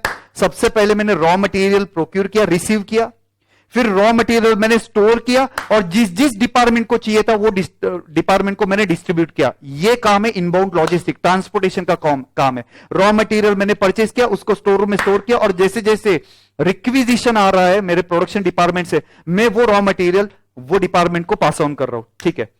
याद रहेगा क्या लिखना है, receive, stores and distribute. Receive, stores and distribute, ये काम है आपका इनबाउंड लॉजिस्टिक। ऑर्डर प्लेस करना ये नहीं है, ठीक है। वेंडर का एनालिसिस करना ये नहीं है भाई। रॉ मटेरियल ला, स्टोर कर एंड डिस्ट्रीब्यूट कर एज पर द रिक्वायरमेंट। चलिए, सेकेंड पॉइंट इज ऑपरेशन। भाई ऑपरेशन क्या है, ऑपरेशन का मतलब ट्रांसफॉर्मेशन। ट्रांसफॉर्मेशन में क्या करेंगे, रॉ मटेरियल को फाइनल प्रोडक्ट में अगर आप ट्रांसफॉर्म कर रहे हो तो वो सारे एक्टिविटीज ये कवर होएगा आपका ऑपरेशंस में, ठीक है। रॉ मटेरियल को फाइनल प्रोडक्ट में ट्रांसफॉर्म करना। अच्छा, इसमें क्या क्या कवर होएगा, मशीनिंग एक्टिविटी है, पैकिंग एक्टिविटी है, असेंबली एक्टिविटी है, ठीक है, प्लान का मेंटेनेंस एक्सेट्रा, टेस्टिंग, ये आपका एक्टिविटी कवर होएगा ऑपरेशंस में, ठीक है। रॉ मटेरियल को फाइनल प्रोडक्ट में कन्वर्ट करने के लिए जो स्टेप्स आप परफॉर्म करते हो वो सारे स्टेप आएंगे आपके ऑपरेशन में। तोड़ समझ में आ रहा है। सबसे पहले क्या था, इनबाउंड लॉजिस्टिक, ट्रांसपोर्टेशन रिलेटेड। दूसरा क्या था आपका ऑपरेशन। सर जी तीसरा आउटबाउंड लॉजिस्टिक। अच्छा, आउटबाउंड लॉजिस्टिक में क्या है, बी स्पेसिफिक। आउटबाउंड लॉजिस्टिक में क्या है बॉस, आपने जो मैन्युफैक्चर किया वो कस्टमर तक पहुंचाना है, आपके वेयरहाउस तक पहुंचाना है। तो इसमें क्या स्टेप्स है, सबसे पहले तो कलेक्शन किया। अगर आपके एन नंबर ऑफ फैक्ट्रीज रहेंगे तो सारे फैक्ट्रीज का जो प्रोडक्शन है वो मैंने सबसे पहले तो कलेक्ट किया। कलेक्ट करने के बाद मैंने स्टोर किया। अरे कहां पे स्टोर करूंगा, वेयरहाउस में स्टोर करूंगा, स्टोर रूम में नहीं। स्टोर रूम में रॉ मटेरियल रहता है, फाइनल प्रोडक्ट वेयरहाउस में रहता है। तो मैंने सबसे पहले फैक्ट्री से आपका जो फाइनल प्रोडक्ट है वो कलेक्ट किया, मैंने वो स्टोर किया। कहां पे स्टोर किया, वेयरहाउस में स्टोर किया और डिस्ट्रीब्यूट किया डेपोज में, आउटलेट में, कस्टमर को जहां से मुझे ऑर्डर आ रहा है, ठीक है। तो ये ट्रांसपोर्टेशन रिलेटेड है ऑफ फाइनल प्रोडक्ट। ये था आपका आउटबाउंड लॉजिस्टिक, ठीक है। रेड पेन से कुछ मैंने इंपॉर्टेंट मार्क किया, जो मैं अभी बता रहा हूं वही मैंने जो स्ट्रेस दे रहा हूं वही रेड पेन से मार्क किया है। चलिएगा ओके, तो सबसे पहले तो मेरा raw material inbound logistic, raw material आया। सेकंड पॉइंट में मैंने ऑपरेशन किया, रॉ मटेरियल को फाइनल प्रोडक्ट में कन्वर्ट किया, इसको मैंने वर्ड यूज किया, ट्रांसफॉर्मेशन किया। और तीसरा पॉइंट मैंने डिस्कस कर लिया, जो आपने मैन्युफैक्चर किया वो आपके जो रिटेल स्टोर्स है, आपका जो डिस्ट्रीब्यूशन है, डेपो एक्सेट्रा, वहां पे मैंने डिस्ट्रीब्यूट कर दिया, ठीक है। अब फोर्थ पॉइंट पे आते हैं, मार्केटिंग एंड सेल्स। तो मैन्युफैक्चर करना सिर्फ इंपॉर्टेंट नहीं है, the main next important point is that marketing, ठीक है। क्या अगला इंपॉर्टेंट पॉइंट है भाई, मार्केट करना आपको। अच्छा, मार्केट करना इसका मतलब क्या है, सेल्स प्रमोशन करना। तो सेल्स प्रमोशन का जो जो एक्टिविटीज आप परफॉर्म करते हो, that all activities will be covered in this marketing and sales, ठीक है। तो क्या क्या होगा भाई, एडवर्टाइज करना, प्रमोशन करना, ठीक है, एडवर्टाइज करना, प्रमोशन करना, डिस्ट्रीब्यूशन चैनल को सिलेक्शन करना, सेल्स के जो पर्सोनल है उनको मैनेजमेंट करना, ठीक है। इसके बाद प्रोडक्ट का मिक्स देखना, प्रोडक्ट का प्राइसिंग करना, These are all activities which will be covered into the marketing and sales. And last point, आपने बेच दिया कस्टमर को, आपने प्रोडक्ट कस्टमर को बेच दिया, लेकिन इफ यू रिमेंबर मैं थोड़ी देर पहले बोला था डिफरेंशिएशन होना चाहिए। डिफरेंशिएशन होना चाहिए इसका मतलब क्या है? बस भाई सेल कर दिया, बात खत्म नहीं है। जैसे मैंने आपको पेनड्राइव सेल किया, मैंने रेगुलर लेक्चर आपको किया, ठीक है, तो वहां पे मैं नहीं रुका, ठीक है, मैं इसके आगे जाके क्या करो, आपको रिवीजन लेक्चर्स करवा रहा हूं, तो क्या है? Product differentiation as compare to competitor, मैं कुछ डिफरेंट कर रहा हूं और स्टूडेंट को बेनिफिशियल कुछ कर रहा हूं, तो मतलब क्या है? आफ्टर सेल सर्विसेज दे रहा हूं आपको, ठीक है। तो आफ्टर सेल सर्विसेज में क्या है? आफ्टर सेल सर्विसेज में इंस्टॉलेशन करना है, इंस्टॉल करना है, आपने जो इक्विपमेंट बेचा है, आपने जो प्रोडक्ट बेचा है उसका इंस्टॉलेशन करना है, या फिर कुछ रिपेयरिंग वगैरह कर सकते हैं आप, जी हाँ, इंस्टॉलेशन करना है, रिपेयरिंग करना है, ठीक है, स्पेयर पार्ट अगर कुछ वारंटी में आता है तो रिप्लेस करना है, etcetera.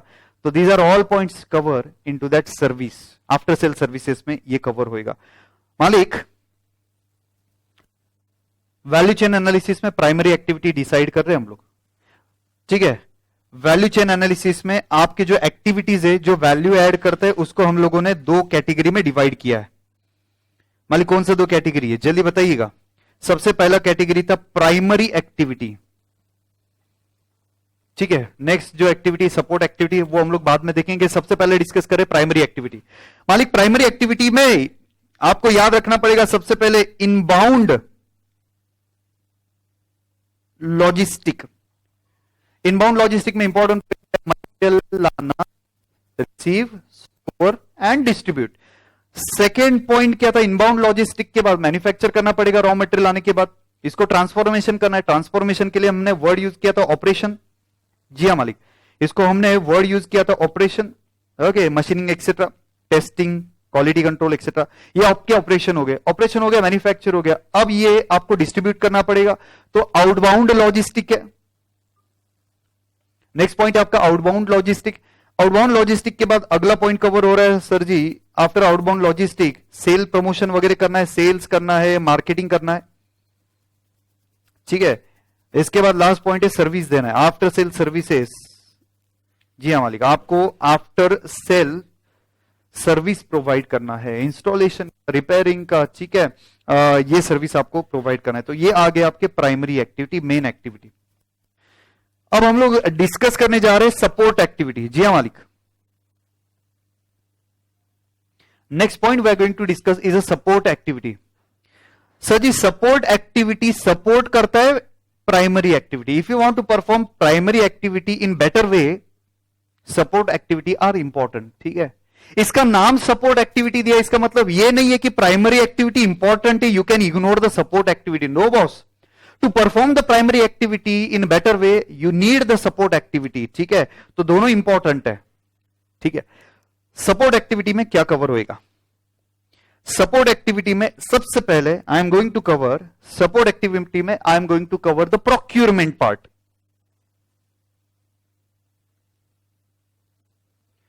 Boss, inbound logistic and procurement में डिफरेंस है। इनबाउंड लॉजिस्टिक ये सिर्फ ट्रांसपोर्टेशन रिलेटेड है, मैं प्रोक्यूरमेंट, अच्छा प्रोक्यूरमेंट में क्या करना है? रॉ मटेरियल परचेज करना, ठीक है, सप्लायर का सिलेक्शन करना, ठीक है, वो जो सप्लायर है उसका इवैल्यूएशन करना, ठीक है। तो ये सारे पॉइंट्स आपके प्रोक्यूरमेंट में कवर होंगे, ठीक है। क्या है? रॉ मटेरियल का परचेज करना, ऑर्डर प्लेस करना, एक्सेट्रा, रॉ मटेरियल का, कंज्यूमेबल का, etcetera. Next second support activity is technical department और technical development, research and development department भी इसको हम लोग नाम दे सकते हैं, ठीक है। अब ये टेक्निकल डिपार्टमेंट क्या है भाई? रिसर्च एंड डेवलपमेंट क्या कर रहा है? इक्विपमेंट आप कौन सा लेके आ रहे हो, ठीक है। इसके बाद टेक्निकल नॉलेज क्या है, इसके बाद बॉस इनपुट आउटपुट को कन्वर्ट करने के लिए जो मशीन लगने वाला है, जो सॉफ्टवेयर वगैरह लगने वाला है, जो सर्विस प्रोवाइड करने के लिए सॉफ्टवेयर वगैरह लगने वाला है, वो टेक्नोलॉजी डेवलपमेंट में कवर होएगा, ठीक है, समझ गया। तीसरा HR, human resource management. Next है मालिक ह्यूमन रिसोर्स मैनेजमेंट। मैन्युफैक्चर करते वक्त आपको वर्कर लगेगा, तो वो वर्कर का क्या करना है? वो वर्कर का सिलेक्शन करना है, वो वर्कर का प्लेसमेंट करना है, वो वर्कर को रिक्रूट करना है, ठीक है। सो सिलेक्शन किया, रिक्रूट किया, उसका हमने प्लेसमेंट दिया, थोड़ा बहुत ट्रेनिंग देना पड़ेगा, रिवॉर्ड देना पड़ेगा, प्रमोशन देना पड़ेगा, उसको मैनेज करना पड़ेगा, एक्सेट्रा। तो ये जो एचआर डिपार्टमेंट है वो एम्प्लॉय रिलेटेड काम करेगा। पॉइंट क्लियर है एचआर डिपार्टमेंट का। नेक्स्ट है फर्म इंफ्रास्ट्रक्चर। जी हाँ मालिक, अगला पॉइंट क्या है? Firm infrastructure.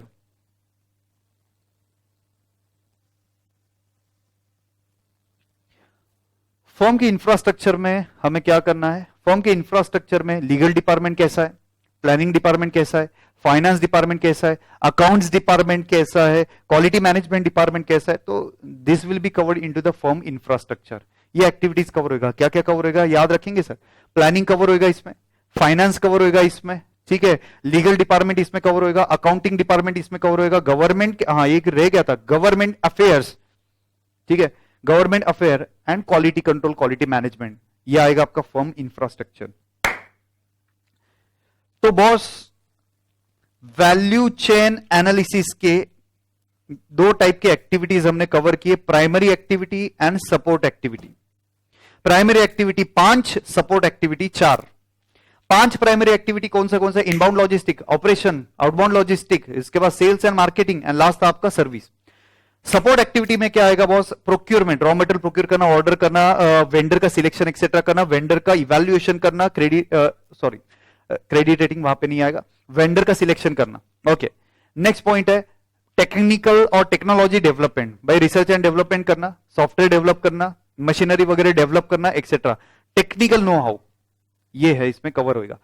HR department, worker को रिक्रूट करना, प्लेसमेंट करना, उनको ट्रेनिंग देना, इवैल्यूएशन करना, मैनेज करना, that will be cover into that HR. And last point था आपका फर्म का infrastructure, legal department, accounts department, finance department, government के साथ जो भी कुछ अफेयर्स है वो कैसे हो रहे, quality management department, planning department will be covered into that firm infrastructure. I hope this points are absolutely clear. तो यहां पे मैंने कवर कर दिया, रिवाइज करवा दिया वैल्यू चेन एनालिसिस, ठीक है। Next primary activity and support activity, ये हमने कवर कर लिया। आउट ऑफ 7 आपके 4 क्वेश्चन हो गए।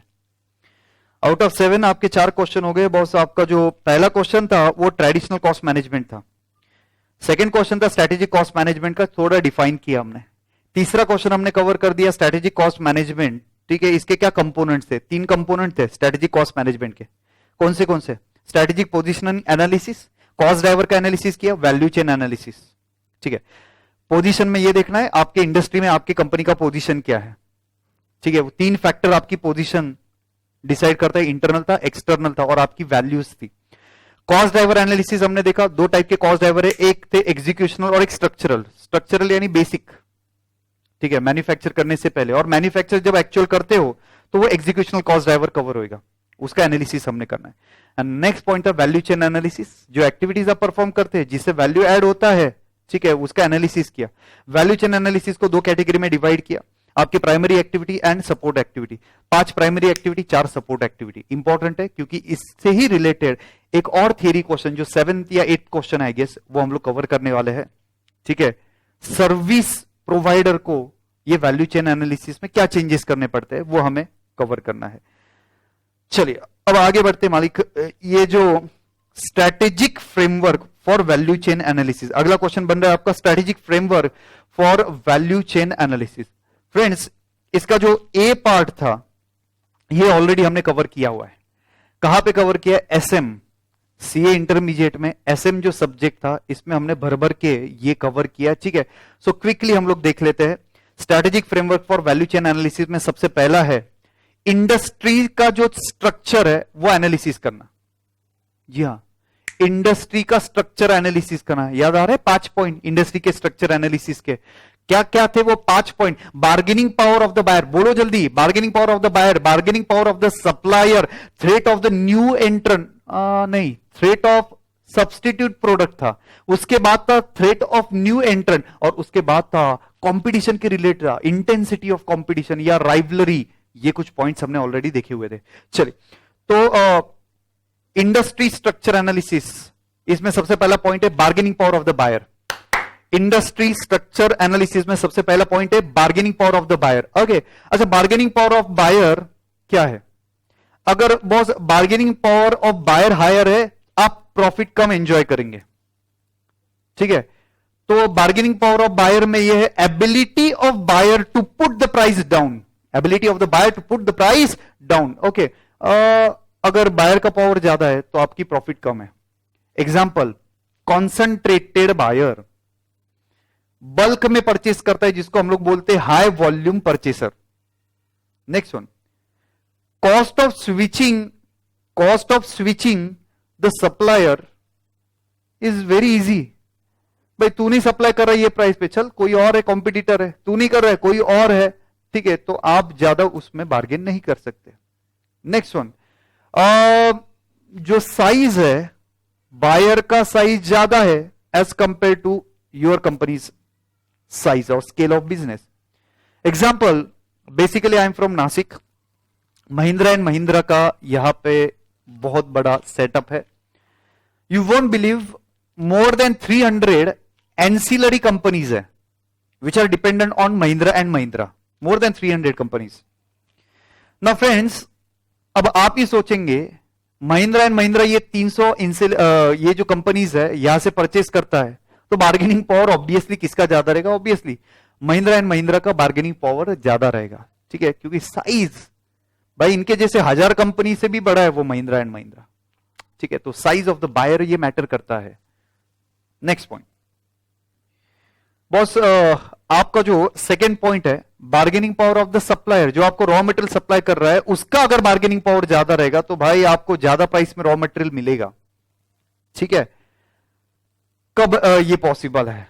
ये कब पॉसिबल है, जल्दी बताइए, ये कब पॉसिबल है? इफ यू रिमेंबर, आपके लिए रॉ मटेरियल इंपॉर्टेंट है, रॉ मटेरियल के सप्लायर बहुत कम है, very few supplier are there. जो रॉ मटेरियल आप परचेस करने वाले हैं बॉस, इसका रिप्लेसमेंट अवेलेबल नहीं है, सब्सटीट्यूट इसका अवेलेबल नहीं है, तो इस सिचुएशन में भाई supplier will be the boss. यहां पे मैंने एग्जांपल दिया माइक्रोसॉफ्ट का, माइक्रोसॉफ्ट डिक्टेट करेगा भाई टर्म्स एंड कंडीशन, ठीक है, तो लैपटॉप मैन्युफैक्चरर है या फिर जो डेस्कटॉप मैन्युफैक्चरर है, भाई इनका बार्गेनिंग पावर कम है, माइक्रोसॉफ्ट का बार्गेनिंग पावर ज्यादा रहेगा, ठीक है। नेक्स्ट पॉइंट, तीसरा पॉइंट कवर करेंगे, थ्रेट ऑफ सब्सटीट्यूट प्रोडक्ट। जी मालिक, थ्रेट ऑफ सब्सटीट्यूट प्रोडक्ट और सर्विस। अगर सब्सटीट्यूट प्रोडक्ट अवेलेबल है then you have to follow the competitive price. याद रखेंगे, सब्सटीट्यूट प्रोडक्ट अगर अवेलेबल है तो आपको फॉलो करना पड़ेगा कॉम्पिटिटिव प्राइसिंग। नेक्स्ट वन, लेकिन अगर फ्यू सब्सटीट्यूट है तो भाई आप थोड़ा प्राइस ज्यादा चार्ज कर सकते हैं। Substitute may be from the same industry और substitute may be from the different industry. एक सिंपल एग्जांपल लेते हैं, आपके स्टडी मटेरियल में भी ये दिया हुआ है। An example is a book manufacturer, sorry paper industry, I am sorry, paper industry and E book. Paper industry को भाई कंपटीशन है, ई बुक या बुक जो मैन्युफैक्चर कर रहे हैं उनको ये कंपटीशन है, ई बुक वाले। Say for example online lecture and live face to face competition है, ठीक है, तो accordingly you have to charge the price. Next, अगला point we are going to cover is a threat of new entrant, ठीक है। Sir threat of new entrant में क्या है, एकदम सिंपल पॉइंट डिस्कस करता हूं। Aviation industry, aviation airline company, drug manufacturing company, pharmaceutical company, ठीक है, डिफेंस कंपनी, कौन सा कंपनी? डिफेंस। तो ये जो है यहां पे कैपिटल बहुत ज्यादा लग रहा है। Power generating company, power distribution company, capital investment बहुत ज्यादा है, तो यहां पे कंपटीशन कम रहने वाला है, तो threat of new entrant will be low. तो मैंने intense capital requirement, airline company, power generation company, oil refining company, ठीक है। इसके बाद पेटेंट की रिक्वायरमेंट है, drug company, without patent manufacture नहीं हो सकता। नेक्स्ट वन सर जी, आपका अगला पॉइंट है डिफेंस में आ सकता है लीगल फैक्टर, गवर्नमेंट लाइसेंस देगा वही मैन्युफैक्चर कर सकता है। अगर आपको बोला नहीं नहीं अब मैं गन मैन्युफैक्चर करता हूं, गाउटी कट्टा मैन्युफैक्चर करता हूं, नहीं चलेगा भाई, अगले दिन तू जेल में जाएगा, ठीक है, रिस्ट्रिक्शन है। Next one, limited access to the raw material, ये भी एक पॉइंट है। कोल माइंस, गवर्नमेंट लाइसेंस देता है ना कोल माइन का, तो लिमिटेड एक्सेस है, ठीक है। And last point is sophisticated technology. तो ये सारे पॉइंट्स डिफाइन करता है कि न्यू एंट्रेंट का थ्रेट कितना है। अगर एंट्री बैरियर है, ये सारे जो मैंने पॉइंट डिस्कस किए थे, ये पॉइंट्स अगर है तो नया एंट्रेंट जल्दी नहीं होएगा। ठीक है, नेक्स्ट अगला point, sir ji threat of new entrant अभी ऑनलाइन, बस अभी ये लॉकडाउन की वजह से इशू क्या आ रहा है, लॉकडाउन की वजह से जो नहीं ये ऑनलाइन लेक्चर्स में था, हर कोई आ गया बॉस। ठीक है, हर एक ने जुगाड़ कर लिया है, कोई मोबाइल में रिकॉर्ड कर रहा है, कोई सॉफ्टवेयर में रिकॉर्ड कर रहा है, कोई ओबेज या फिर कोई सॉफ्टवेयर है उसमें वो रिकॉर्ड कर रहा है, वॉट एवर। तो बहुत इजी ना, कोई भी रिकॉर्ड कर सकता है। ठीक है, तो यहां पे आपको कॉम्पिटिटिव प्राइस डालना पड़ेगा, आप कम प्राइस ज्यादा प्राइस नहीं डाल सकते। चलिए आगे बढ़ते हैं। Last point is intensity of competition oblique rivalry amongst the firm. ठीक है भाई, कंपटीशन कैसी है? अच्छा, कंपटीशन कैसी है तो नंबर ऑफ फर्म अगर कम है तो कंपटीशन कम है, नंबर ऑफ फर्म ज्यादा है तो कंपटीशन ज्यादा है। ठीक है, कंपटीशन ज्यादा कब रहता है? कंपटीशन ज्यादा, सबसे पहला आप पॉइंट चेक करेंगे कि जो भी कुछ फर्म्स है वो इक्वल साइज का है, extra capacity in industry, demand कम है, कैपेसिटी ज्यादा है।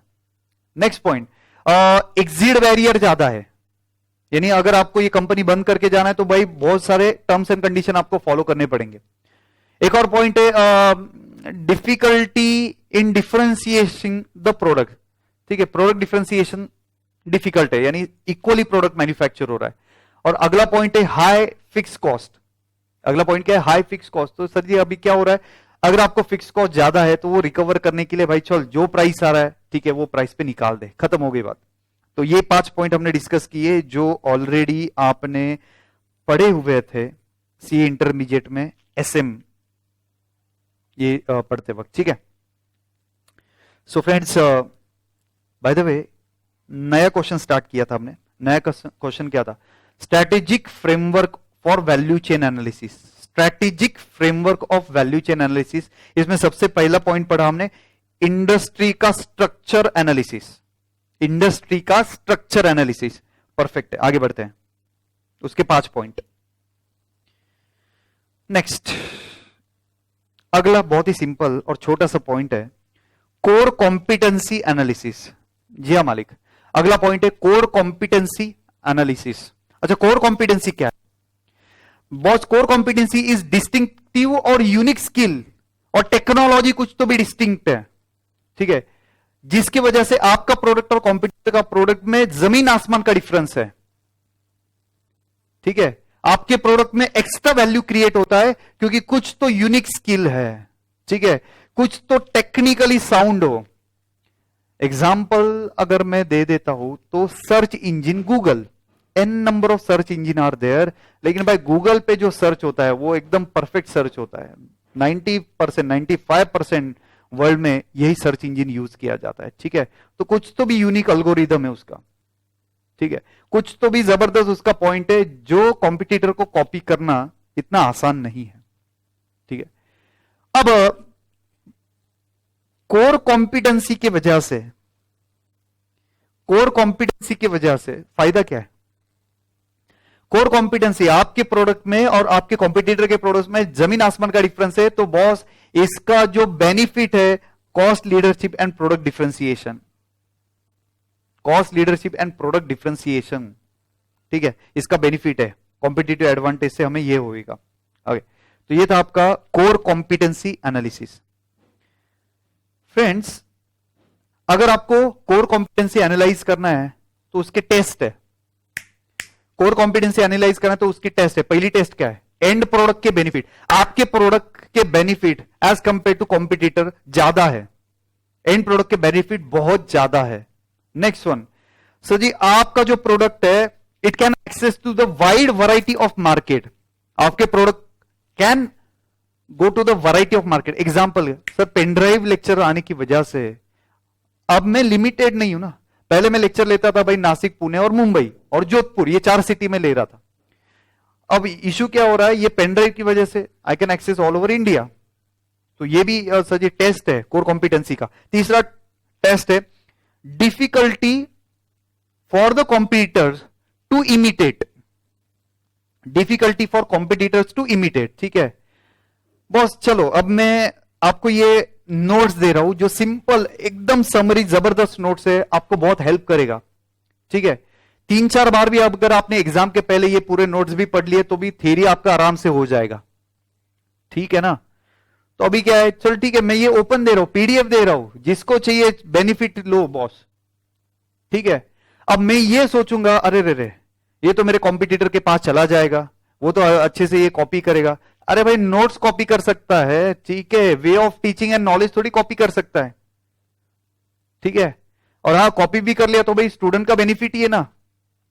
तो याद रखेंगे 3 टेस्ट है, कौन सा 3 टेस्ट है, एंड प्रोडक्ट के बेनिफिट ज्यादा है, आपका जो मार्केट है वो काफी सारे वैरायटीज में आप कैटर कर सकते हो, एंड कॉम्पिटिटर को डिफिकल्ट होएगा ये इमिटेट करना, कॉपी करना, ठीक है boss. And main important point is that core competency बना के रखिएगा, कोर कॉम्पिटेंसी बना के रखिएगा। क्यों बॉस, नोकिया का एग्जाम्पल आप ले लीजिएगा, नोकिया का एग्जाम्पल आप ले लीजिएगा, बजाज स्कूटर का आप एग्जाम्पल ले लीजिएगा बॉस। 95% मार्केट शेयर था नोकिया कंपनी का, हर घर में, घर घर में, हर हाथ में नोकिया का फोन था बॉस। अब सिचुएशन क्या है भाई, कोर कॉम्पिटेंसी भाई कुछ उसने ध्यान नहीं दिया, भाई सेल हो रहा है, सेल हो रहा है, हम बेस्ट है, हमारा सेल हो रहा है, हमारी कंपनी बेस्ट है, भाई ध्यान नहीं दिया कंपटीशन पे, खत्म हो गई कंपनी, ठीक है। नो डाउट कि अब वापिस वो सरवाइव करने का ट्राई कर रहा है, लेकिन तब तक बॉस बहुत सारा कंपटीशन आ गया। नेक्स्ट वन बजाज स्कूटर, 1 साल का वेटिंग रहता था, बजाज स्कूटर जब परचेस होते थे 1 साल का तब वेटिंग होता था, ठीक है। इतना डिमांड था बजाज स्कूटर का, लोग दिवाली मनाते थे स्कूटर अगर घर पे आया तो वो बहुत बड़ी बात थी। लेकिन कोर कॉम्पिटेंसी बाइक आ गया, इन्होंने चेंज नहीं किया, खत्म हो गए, मार्केट से चले गए, हीरो होंडा ने पूरा मार्केट कैप्चर कर लिया। नो डाउट बाद में इन्होंने ये किया, लेकिन बस you should every time develop your core competency and you should focus on your core competency, ठीक है। तो कंटिन्यूअसली इस पे आपको ध्यान देना है, कोर कॉम्पिटेंसी पे, ठीक है। अब जो अगला पॉइंट है, कोर कॉम्पिटेंसीज के सोर्स क्या है, यह भी एक इंपॉर्टेंट क्वेश्चन है exam point of view. Core competency के सोर्स क्या है, कोर कॉम्पिटेंसी के सोर्स 2 है, रिसोर्सेस एंड कैपेबिलिटीज। ध्यान से सुनना, क्या है, रिसोर्सेस एंड कैपेबिलिटीज, याद रखना पड़ेगा, रिसोर्सेस एंड कैपेबिलिटीज, ठीक है।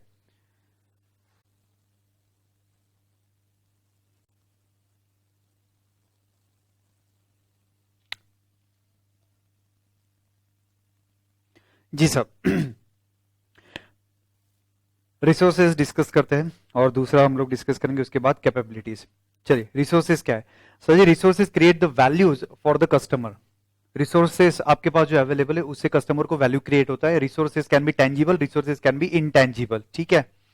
अब टेंजिबल में क्या आएगा बॉस, आपके पास अच्छा बिल्डिंग है, आपके पास अच्छा लैंड है, इन्वेंट्री, रॉ मटेरियल वगैरह जो आप परचेज करते हो वो बेस्ट क्वालिटी का है, आपके पास हाई एंड टेक्नोलॉजी का मशीन है, तो ये आपके पास रिसोर्सेस है जिसे आप कोर कॉम्पिटेंसी अचीव कर सकते हो, ठीक है।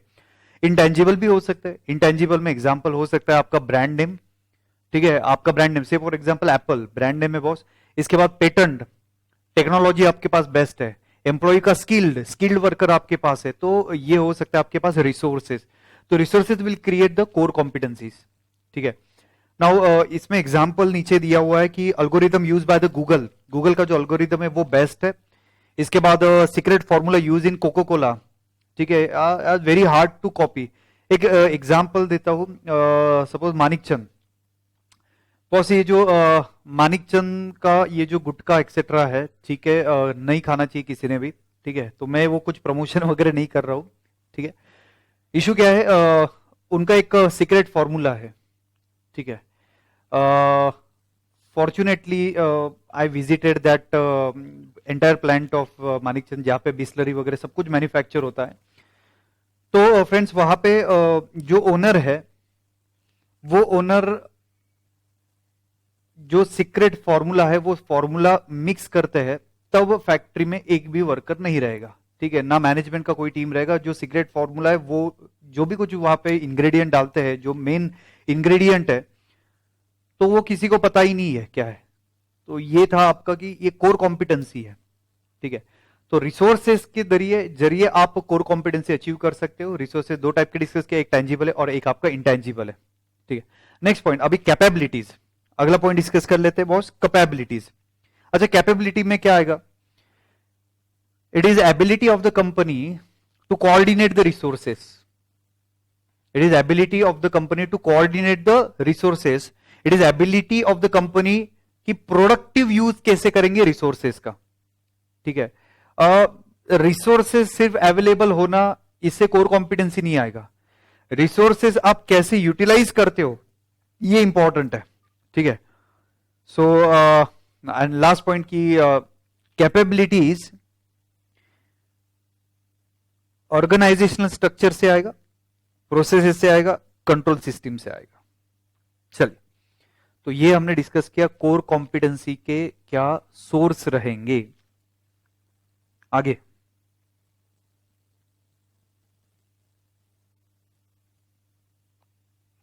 ये इंपॉर्टेंट पॉइंट है केस स्टडी के लिए, वही कोर कॉम्पिटेंसी का ही आगे का पॉइंट है। अगर आपको केस स्टडी आता है on the basis of core competency, ये स्टेप्स जो 4 स्टेप्स आगे दिए गए हैं, ये 4 स्टेप आपको याद रखना पड़ेगा, ठीक है। सीक्वेंस में याद रखिएगा, क्या है चेक करो। Applying the value chain approach to core competency for competitive advantage includes the following steps. Case study 10 marks का बन सकता है। इस पे ध्यान से सुना मैं क्या बोलो, केस स्टडी 10 मार्क्स का बन सकता है, जहां पे आपको वैल्यू चेन एनालिसिस अप्लाई करके कोर कॉम्पिटेंसी लेके आना है। तो क्या स्टेप्स आप फॉलो करेंगे, ठीक है। सबसे पहला पॉइंट है वैलिडेट और evaluate the core competencies in a current business. आपका जो करंट बिजनेस है उसका कोर कॉम्पिटेंसी क्या है, वो पहले इवैल्यूएट कीजिए, ठीक है। Friends, leverage the competencies to the value chain of other existing business.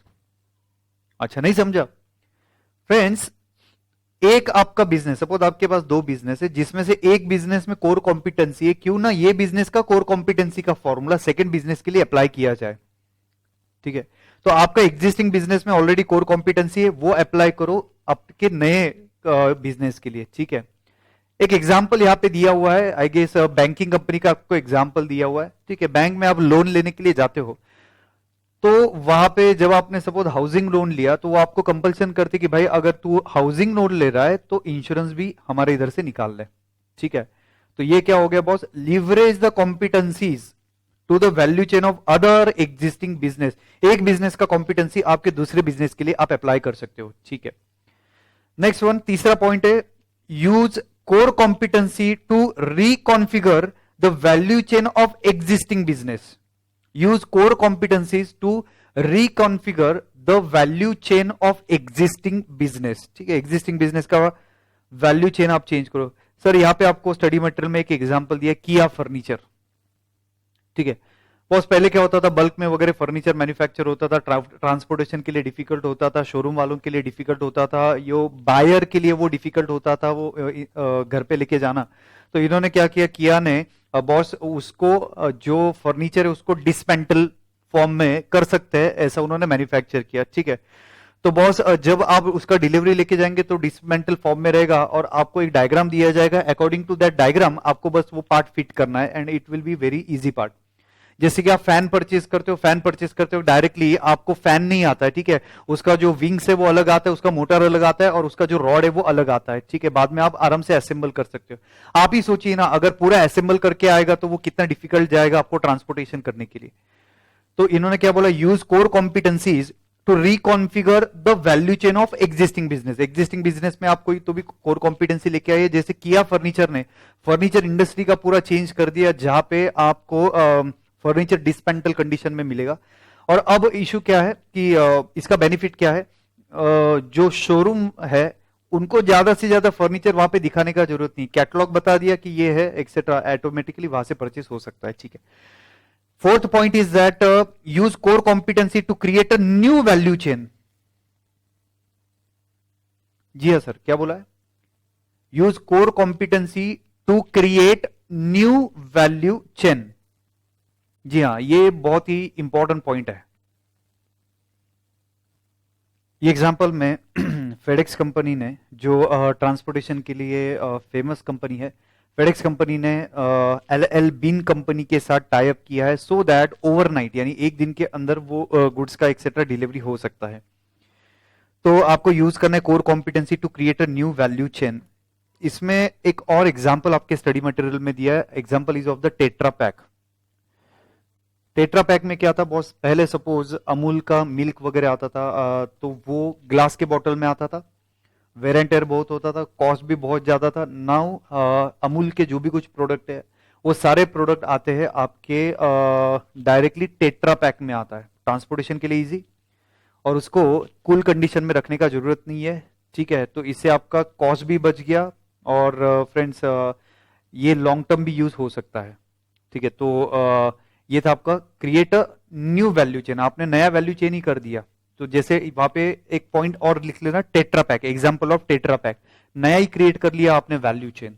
Okay, तो फ्रेंड्स क्या ये 4 पॉइंट याद रखना पड़ेगा आपको?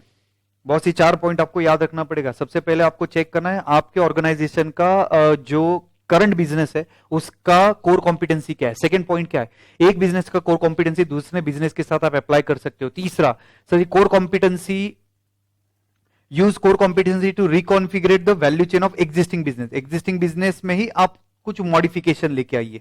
अच्छा, एग्जिस्टिंग बिजनेस में मॉडिफिकेशन में एग्जांपल याद रखना, किया फर्नीचर पहले भी बनाते थे, बाद में ही बना रहे, एग्जिस्टिंग ही था, लेकिन वहां पे सब कुछ सेम है, सिर्फ आपने क्या रखा, डिसमेंटल कंडीशन में फर्नीचर मैन्युफैक्चर हो सकता है, वो आपने वर्कआउट किया। And last one, use core competencies to create a new value chain. अभी आपको एक एग्जांपल मैंने दे दिया, टेट्रा पैक, ये पूरा आपका ट्रांसपोर्टेशन, स्टोरेज, एवरीथिंग चेंज हो गया। ठीक है, तो ये था आपका वैल्यू चेन एनालिसिस, कैसे आपको हेल्प करेगा to create a core competency. ठीक है, अब नेक्स्ट पॉइंट है आपका segmentation analysis.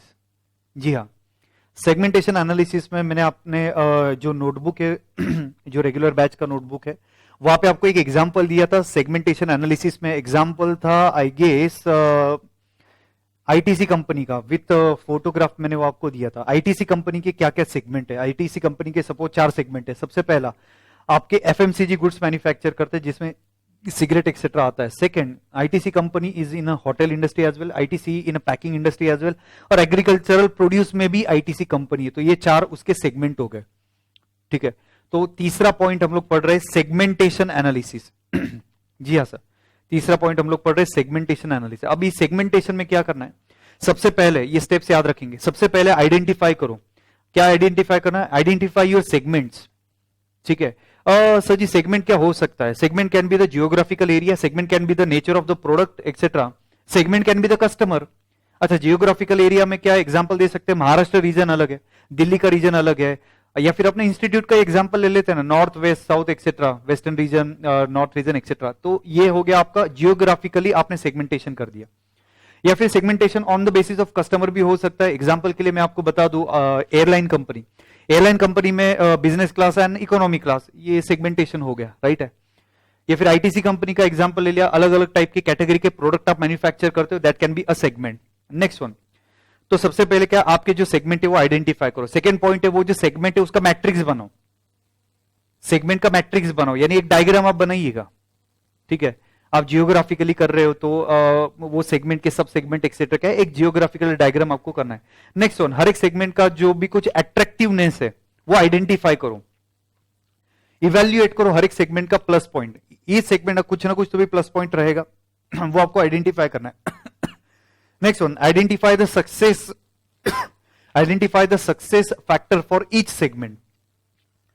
Suppose ITC company का ये जो एफएमसीजी है वो सक्सेस है, तो वो किस रीजन की वजह से सक्सेसफुल है वो आपको आइडेंटिफाई करना है। अब सक्सेस किस वजह से हो सकता है, एक हो सकता है आपके क्वालिटी ऑफ द प्रोडक्ट, ठीक है, सर्विस आप अच्छा दे रहे हो, टाइमली डिलीवरी दे रहे हो, तो this can be the point कि जहां पे आपका वो सक्सेस है। And next one, analyze the attractiveness of broad versus narrow segment scope. Broad segment यानी आपको ज्यादा सेगमेंटेशन करना है, ब्रॉड सेगमेंटेशन या फिर नैरो सेगमेंटेशन। ठीक है, अब ब्रॉड सेगमेंटेशन का फायदा क्या है, सपोज एक सेगमेंट में लॉस आ रहा है तो कोई प्रॉब्लम नहीं है, दूसरा सेगमेंट वो लॉस रिकवर कर सकता है। एग्जांपल, आप अगर शेयर में ट्रेडिंग करते हो तो पोर्टफोलियो वगैरह आपने बनाया रहेगा, ठीक है। सारे के सारे पैसे आपने आईटी स्टॉक में नहीं लगाया रहेगा, सारे के सारे आपने बैंकिंग में नहीं लगाया रहेगा, आपने कुछ पैसा बैंकिंग में, कुछ आईटी आई एम सॉरी, कुछ फार्मास्यूटिकल कंपनी में आपने पैसा इन्वेस्ट किया रहेगा। तो ये आपको डिसाइड करना है कि सेगमेंट का जो स्ट्रक्चर होना चाहिए वो स्ट्रक्चर नैरो स्ट्रक्चर होगा या फिर ब्रॉड स्ट्रक्चर होगा। ठीक boss, here we completed that fifth question. वापिस एक बार बता देता हूं आपको फिफ्थ क्वेश्चन क्या था फटाफट से। स्ट्रेटेजिक फ्रेमवर्क, जी हाँ, क्या था? Strategic framework for value chain. Strategic framework for value chain में सबसे पहला था इंडस्ट्री का स्ट्रक्चर एनालिसिस, उसके 5 पॉइंट, ये आपको ऑलरेडी आया था, रिपीट नहीं कर रहा हूं।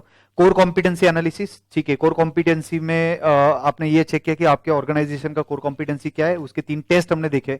3 टेस्ट है, आपके एंड प्रोडक्ट के बेनिफिट क्या है, वैरायटी ऑफ द मार्केट है, और डिफिकल्टी होता है इमिटेट करने के लिए। तो ये था आपका कोर कॉम्पिटेंसी। कोर कॉम्पिटेंसी 2 तरीके से आता है, एक रिसोर्सेज से आता है और एक कैपेबिलिटी से आता है। रिसोर्सेज 2 थे, टेंजिबल रिसोर्सेज थे, इनटेंजिबल रिसोर्स थे, बिल्डिंग, लैंड एक्सेट्रा, मशीनरी, ये टेंजिबल थे। इनटेंजिबल में know how, patent, trademark etcetera, brand, ये आपके इनटेंजिबल थे, ठीक है। और उसके बाद कैपेबिलिटीज, सिर्फ रिसोर्सेज रह के फायदा नहीं, वो अच्छे तरीके से यूटिलाइज होना चाहिए जिससे आपको कोर कॉम्पिटेंसी क्रिएट होता है। उसके बाद फ्रेंड्स अपन ने देखा कि वैल्यू चेन कैसे अप्लाई करेंगे कोर कॉम्पिटेंसी इंप्रूव करने के लिए। उसके हमने 4 स्टेप चेक किए कि भाई प्रेजेंट बिजनेस का कोर कॉम्पिटेंसी क्या है, दूसरा एक दूसरे बिजनेस का, अपने ही दूसरे बिजनेस का कोर कॉम्पिटेंसी क्या हम लोग दूसरे बिजनेस के लिए अप्लाई कर सकते हैं क्या, एक्सेट्रा। तीसरा पॉइंट था एग्जिस्टिंग वैल्यू चेन को थोड़ा सा चेंज करो, एग्जिस्टिंग वैल्यू चेन को थोड़ा सा चेंज करो। क्या बोला? एग्जिस्टिंग वैल्यू चेन को थोड़ा चेंज करो। एग्जांपल दिया था किया। और नेक्स्ट नया वैल्यू चेन क्रिएट कर दो, नया वैल्यू चेन क्रिएट कर दो। मैंने एग्जांपल दे दिया टेट्रा पैक, ठीक है। तो ये था आपका कोर कॉम्पिटेंसी, वैल्यू चेन कैसे आपको हेल्प करेगा।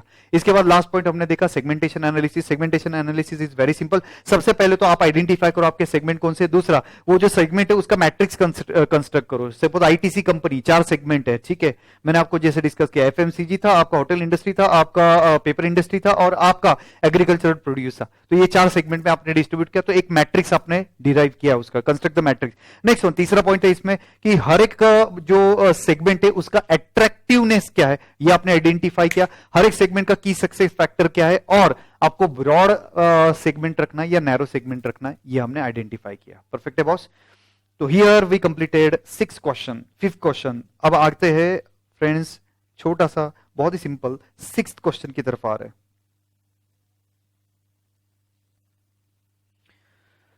जो मैंने आपको पहले बताया था कि भाई लो कॉस्ट का एडवांटेज क्या है और प्रोडक्ट डिफरेंशिएशन का एडवांटेज क्या है, बहुत अच्छे से सुना। इस पे केस स्टडी आएगा तो आप भर भर से लिख के आ सकते हैं। सुनिएगा, superior performance and competitive advantage. Boss, superior performance competitive advantage 2 category में डिवाइड किया है।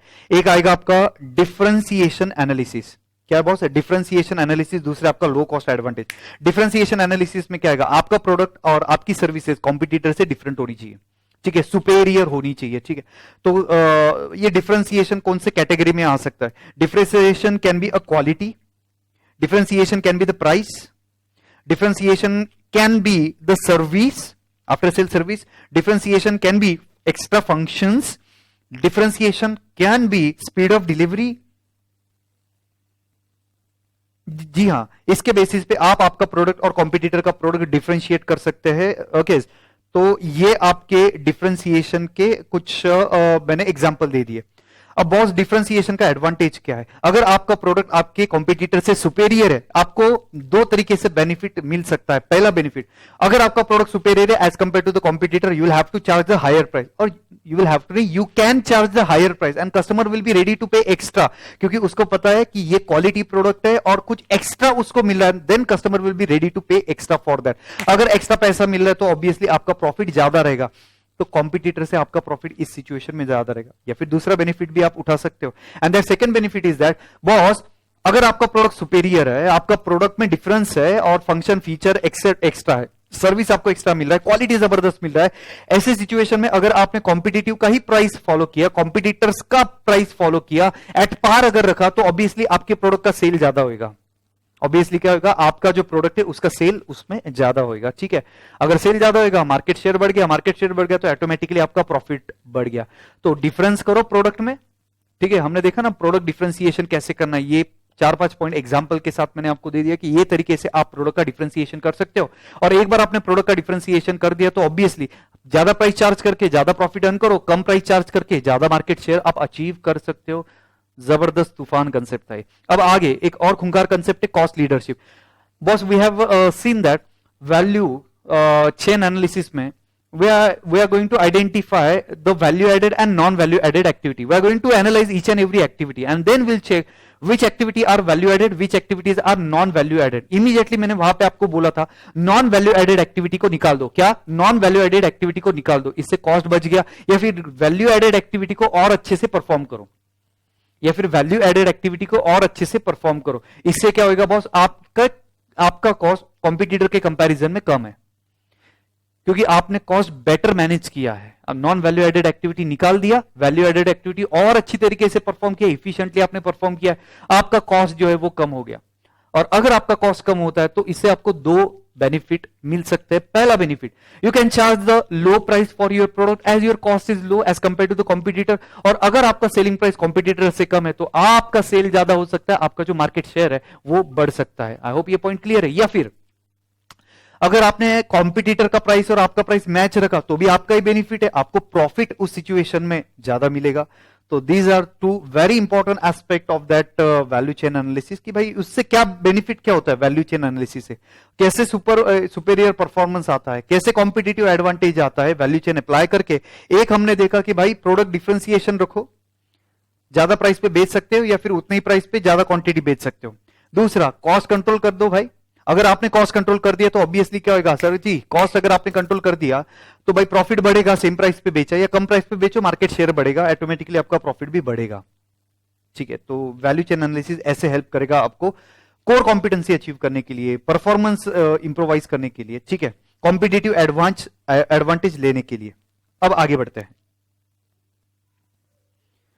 जी हाँ, टॉपिक का सेकंड लास्ट क्वेश्चन है, ठीक है, टॉपिक का सेकंड लास्ट क्वेश्चन है, ध्यान से सुनिएगा ये क्वेश्चन। Assessing competitive advantage. जी मालिक, क्या बोला है? Assessing competitive advantage. Competitive advantage कैसे अचीव करना है? Everyone please concentrate now. ये 3 कैटेगरी में डिवाइड हुआ है। सबसे पहले इंटरनल कॉस्ट एनालिसिस। देखो आपने को क्या करना है, अब भी हमने एक जबरदस्त कंसेप्ट डिस्कस किया जहां पे हमने ये देखा भाई प्रोडक्ट में डिफरेंस होना चाहिए या कॉस्ट अच्छे से मैनेज होना चाहिए। अच्छा, प्रोडक्ट में डिफरेंस होना चाहिए, कॉस्ट अच्छे से मैनेज होना चाहिए, वो कैसे करना है एक्चुअल में वो देखना है। सबसे पहला है भाई, कॉस्ट अगर हमें कम करना है तो इंटरनल कॉस्ट एनालिसिस करो। ध्यान से सुनना, केस स्टडी आएगा तो लिखना पड़ेगा ये आपको, इंटरनल ये कॉस्ट एनालिसिस, ठीक है, product differentiation, vertical linkage etcetera. बहुत इंपॉर्टेंट पॉइंट है, बस खत्म हो रहा है, हार्डली आपका 2 क्वेश्चन बाकी है और केस स्टडी डिस्कस करना है, खत्म हो गया ये टॉपिक आपका।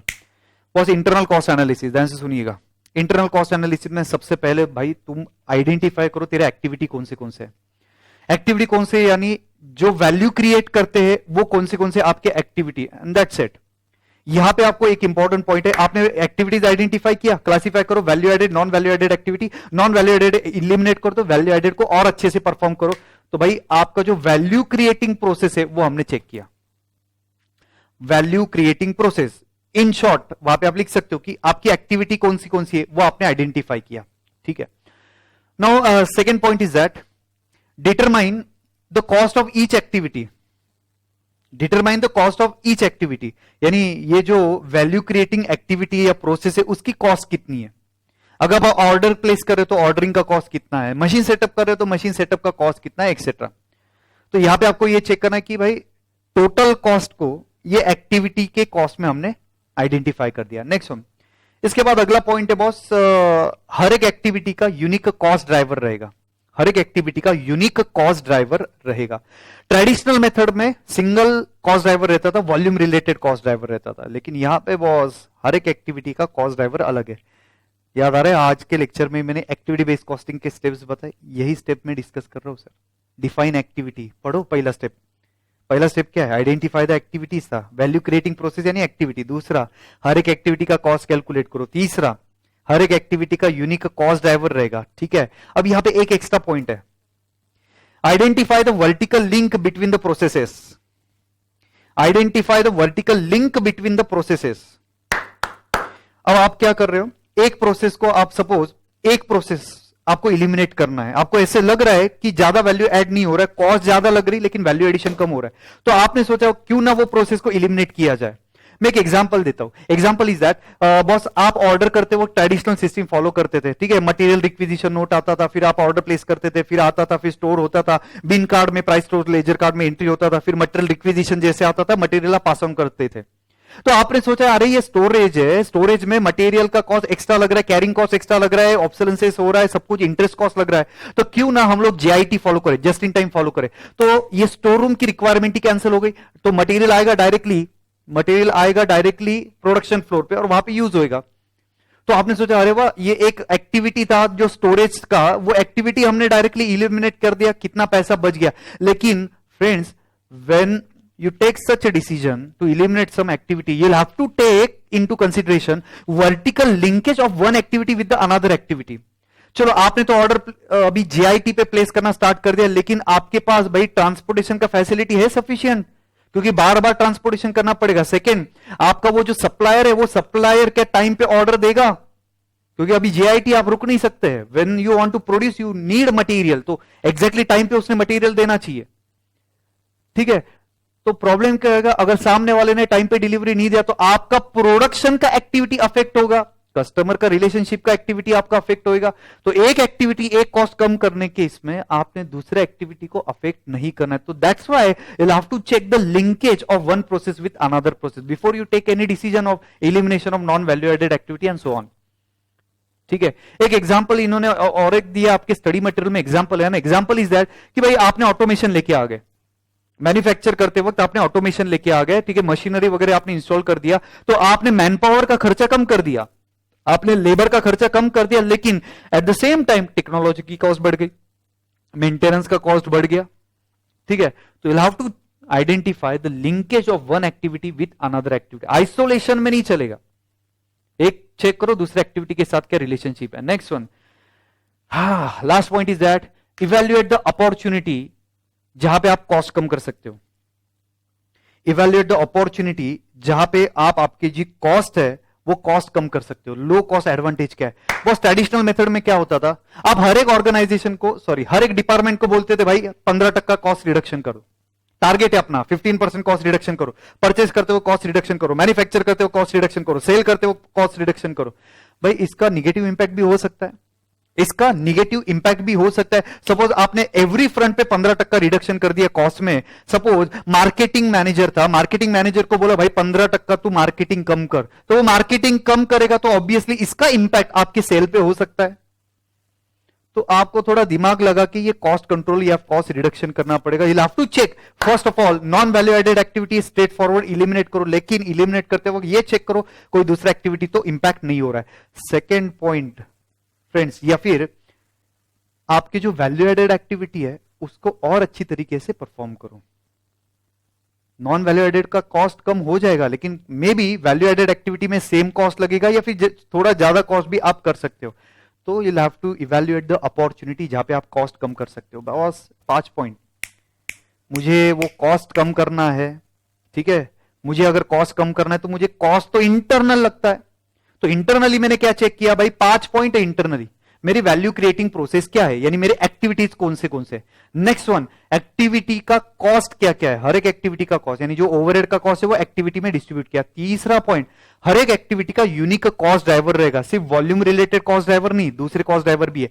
फोर्थ पॉइंट, हर एक एक्टिविटी का एक दूसरे के साथ कुछ ना कुछ इंपॉर्टेंट रिलेशनशिप रहेगा। तो ऐसा ना होना चाहिए, नहीं होना चाहिए कि एक एक्टिविटी आपने इलिमिनेट कर दिया तो उसका इंपैक्ट दूसरे एक्टिविटी पे हो गया, एक जगह का कॉस्ट कम हो गया दूसरी जगह पे कॉस्ट बढ़ गया, तो ऐसा नहीं होना चाहिए। That's why you have to check the linkage of activity with another activity. And last point, भाई एक बार आपने ये पूरा ऑब्जर्वेशन कर दिया तो सोचो हम कहां पे कॉस्ट कम कर सकते हैं। तो वैल्यू एडेड रहने दो, नॉन वैल्यू एडेड कम कर दो, ये आपका मेन फोकस रहेगा जिससे आपका कॉस्ट कम हो सकता है। जबरदस्त समझ में आया। चलिए, कॉस्ट कम कर दिया, अब आगे देखते हैं सर जी नेक्स्ट पॉइंट, डिफरेंशिएशन एनालिसिस। जी हां सर, जी हाँ सर, क्या है? Internal differentiation analysis. ठीक है, डिफरेंशिएशन एनालिसिस अब भी डिस्कस किया बॉस। आपका प्रोडक्ट और कॉम्पिटिटर प्रोडक्ट में कुछ डिफरेंस होना चाहिए, आपका प्रोडक्ट सुपेरियर होना चाहिए। तो वो कैसे लेके आए? तो सबसे पहले भाई एनालाइज करो तुम्हारी वैल्यू क्रिएटिंग प्रोसेस क्या है। ठीक है, कस्टमर को कैसे वैल्यू क्रिएट कर रहे हो, मैन्युफैक्चर करते हो कितनी वैल्यू आ रही है, सेल करते हो कितनी वैल्यू आप ऐड कर रहे हो, यानी फास्ट डिलीवरी कर रहे हो तो कितनी वैल्यू एडिशन हो रही है एक्सेट्रा। तो आइडेंटिफाई करो कि आपकी वैल्यू क्रिएटिंग प्रोसेस क्या है। ठीक है, यानी प्रेजेंट सिस्टम आपको आइडेंटिफाई करना है। दूसरा, evaluate the differentiation strategy to enhance the customer का वैल्यू। अब डिफरेंशिएशन की कौन सी स्ट्रेटेजी अप्लाई करेंगे? सर मैंने आपको बोला ना, डिफरेंशिएशन की कौन सी स्ट्रेटेजी हो सकती है। फीचर हो सकता है, आप अच्छे से मार्केटिंग कर पा रहे हो, आपका प्रोडक्ट का ब्रांड नेम है, आप कस्टमर को आफ्टर सेल सर्विस दे रहे हो। ठीक है, या फिर आप बेस्ट क्वालिटी का रॉ मटेरियल यूज के बेस्ट क्वालिटी करके फाइनल प्रोडक्ट दे रहे हो, विदाउट एनी डिफेक्ट दे रहे हो, सिक्स सिग्मा वगैरह आपने अप्लाई किया है। तो ये हो गए आपके वेरियस स्ट्रेटजीज जिससे आप प्रोडक्ट में डिफरेंशिएशन ला सकते हैं। But the point is that, क्या सारे की सारे स्ट्रेटजी एक साथ अप्लाई कर सकते?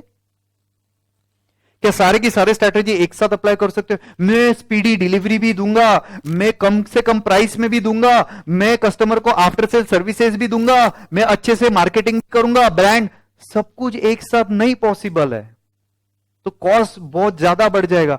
तो बॉस तीसरा पॉइंट आपको बोलता है, ठीक है, तीसरा पॉइंट आपको बोलता है भाई डिटरमाइन बेस्ट सस्टेनेबल, क्या बोला? Determine best sustainable differentiation strategy. जो लॉन्ग टर्म में आप अप्लाई कर सकते हो वो डिफरेंशिएशन स्ट्रेटजी आपको फॉलो करना है। आपको लगता है रॉ मटेरियल क्वालिटी यूज आप लॉन्ग टर्म कर सकते हो, भाई वो स्ट्रेटजी आपको फॉलो करना है। And last point, vertical linkage analysis. ध्यान में रखना, वर्टिकल लिंकेज एनालिसिस में पूरे इंडस्ट्री का वैल्यू चेन एनालिसिस होगा। वर्टिकल लिंकेज में पूरे इंडस्ट्री का वैल्यू चेन एनालिसिस होगा। अब पूरे इंडस्ट्री में कौन कौन आता है? भाई आप आते हो, आपकी कंपनी आती है, आपके कॉम्पिटिटर आते हैं, आपका सप्लायर आता है, आपका डिस्ट्रीब्यूटर आता है और आपका बायर आता है। तो ये सब कौन है आपके? तो ये इंडस्ट्री पूरा हो गया। तो वर्टिकल लिंकेज एनालिसिस आपको करना है। वर्टिकल लिंकेज एनालिसिस में अब तक हमने क्या देखा भाई, इसके पहले कि भाई हम हमारी इंटरनल कॉस्ट चेक करें, हम प्रोडक्ट के डिफरेंशिएशन चेक करो, लेकिन आपको यह भी ध्यान देना कि इंडस्ट्री का वैल्यू चेन क्या है। तो यहां पे you are going to analyse the value chain of the customer, you are going to analyse the value chain of your supplier, you are going to check the value chain of your competitor, you are going to check the value chain of your distributor, retailer etcetera. तो एक दूसरे के साथ आपको linkage जो है वो check करना है। तोड़ मालिक। So here we completed second last question of the topic. ठीक है, अब आगे बढ़ते हैं। नेक्स्ट पॉइंट, लास्ट पॉइंट है, और ये और ज्यादा इंपॉर्टेंट पॉइंट है।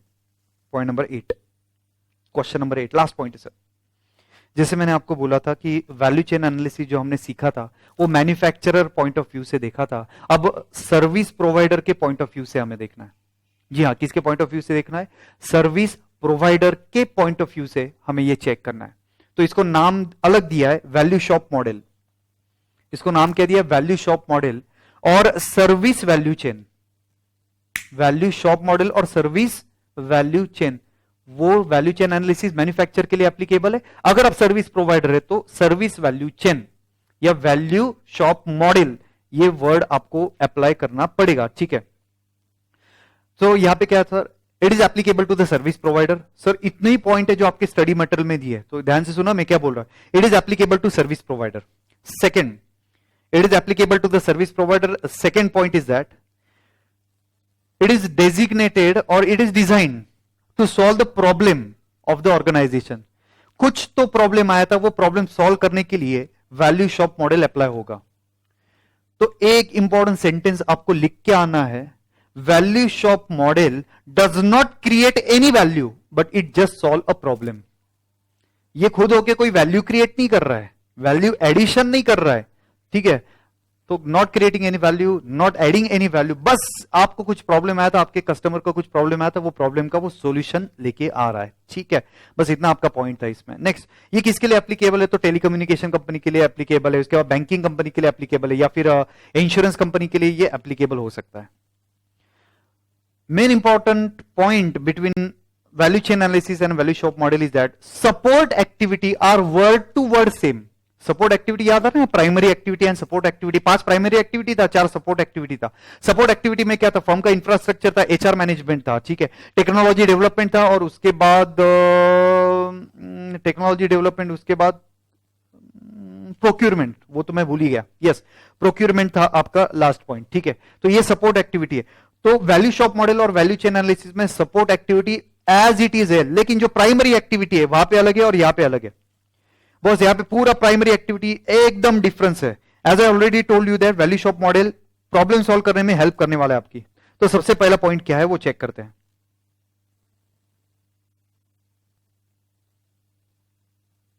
Just a second, I am sorry.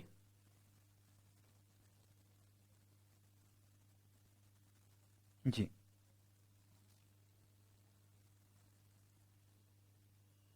Okay. सबसे पहले क्या किया बॉस, टोटल क्वालिटी मैनेजमेंट में भी इसका रूल एप्लीकेबल है, या फिर आगे भी हम लोग प्रोसेस इंजीनियरिंग री इंजीनियरिंग में भी ये कंसेप्ट एप्लीकेबल है.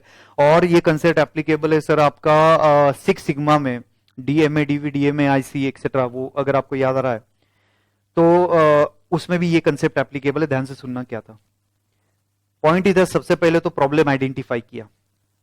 प्रॉब्लम किसको हो सकता है, इंटरनल कस्टमर यानी आपके जो वर्कर्स है, मैनेजर है, उनको प्रॉब्लम हो सकता है. एक्सटर्नल कस्टमर जो आपसे गुड्स या सर्विसेज लेते हैं उनको प्रॉब्लम हो सकता है. तो आइडेंटिफाई कीजिए प्रॉब्लम. सेकंड, वो प्रॉब्लम को एनालाइज करके उसका सोल्यूशन लाने की कोशिश कीजिएगा, सेकेंड स्टेप.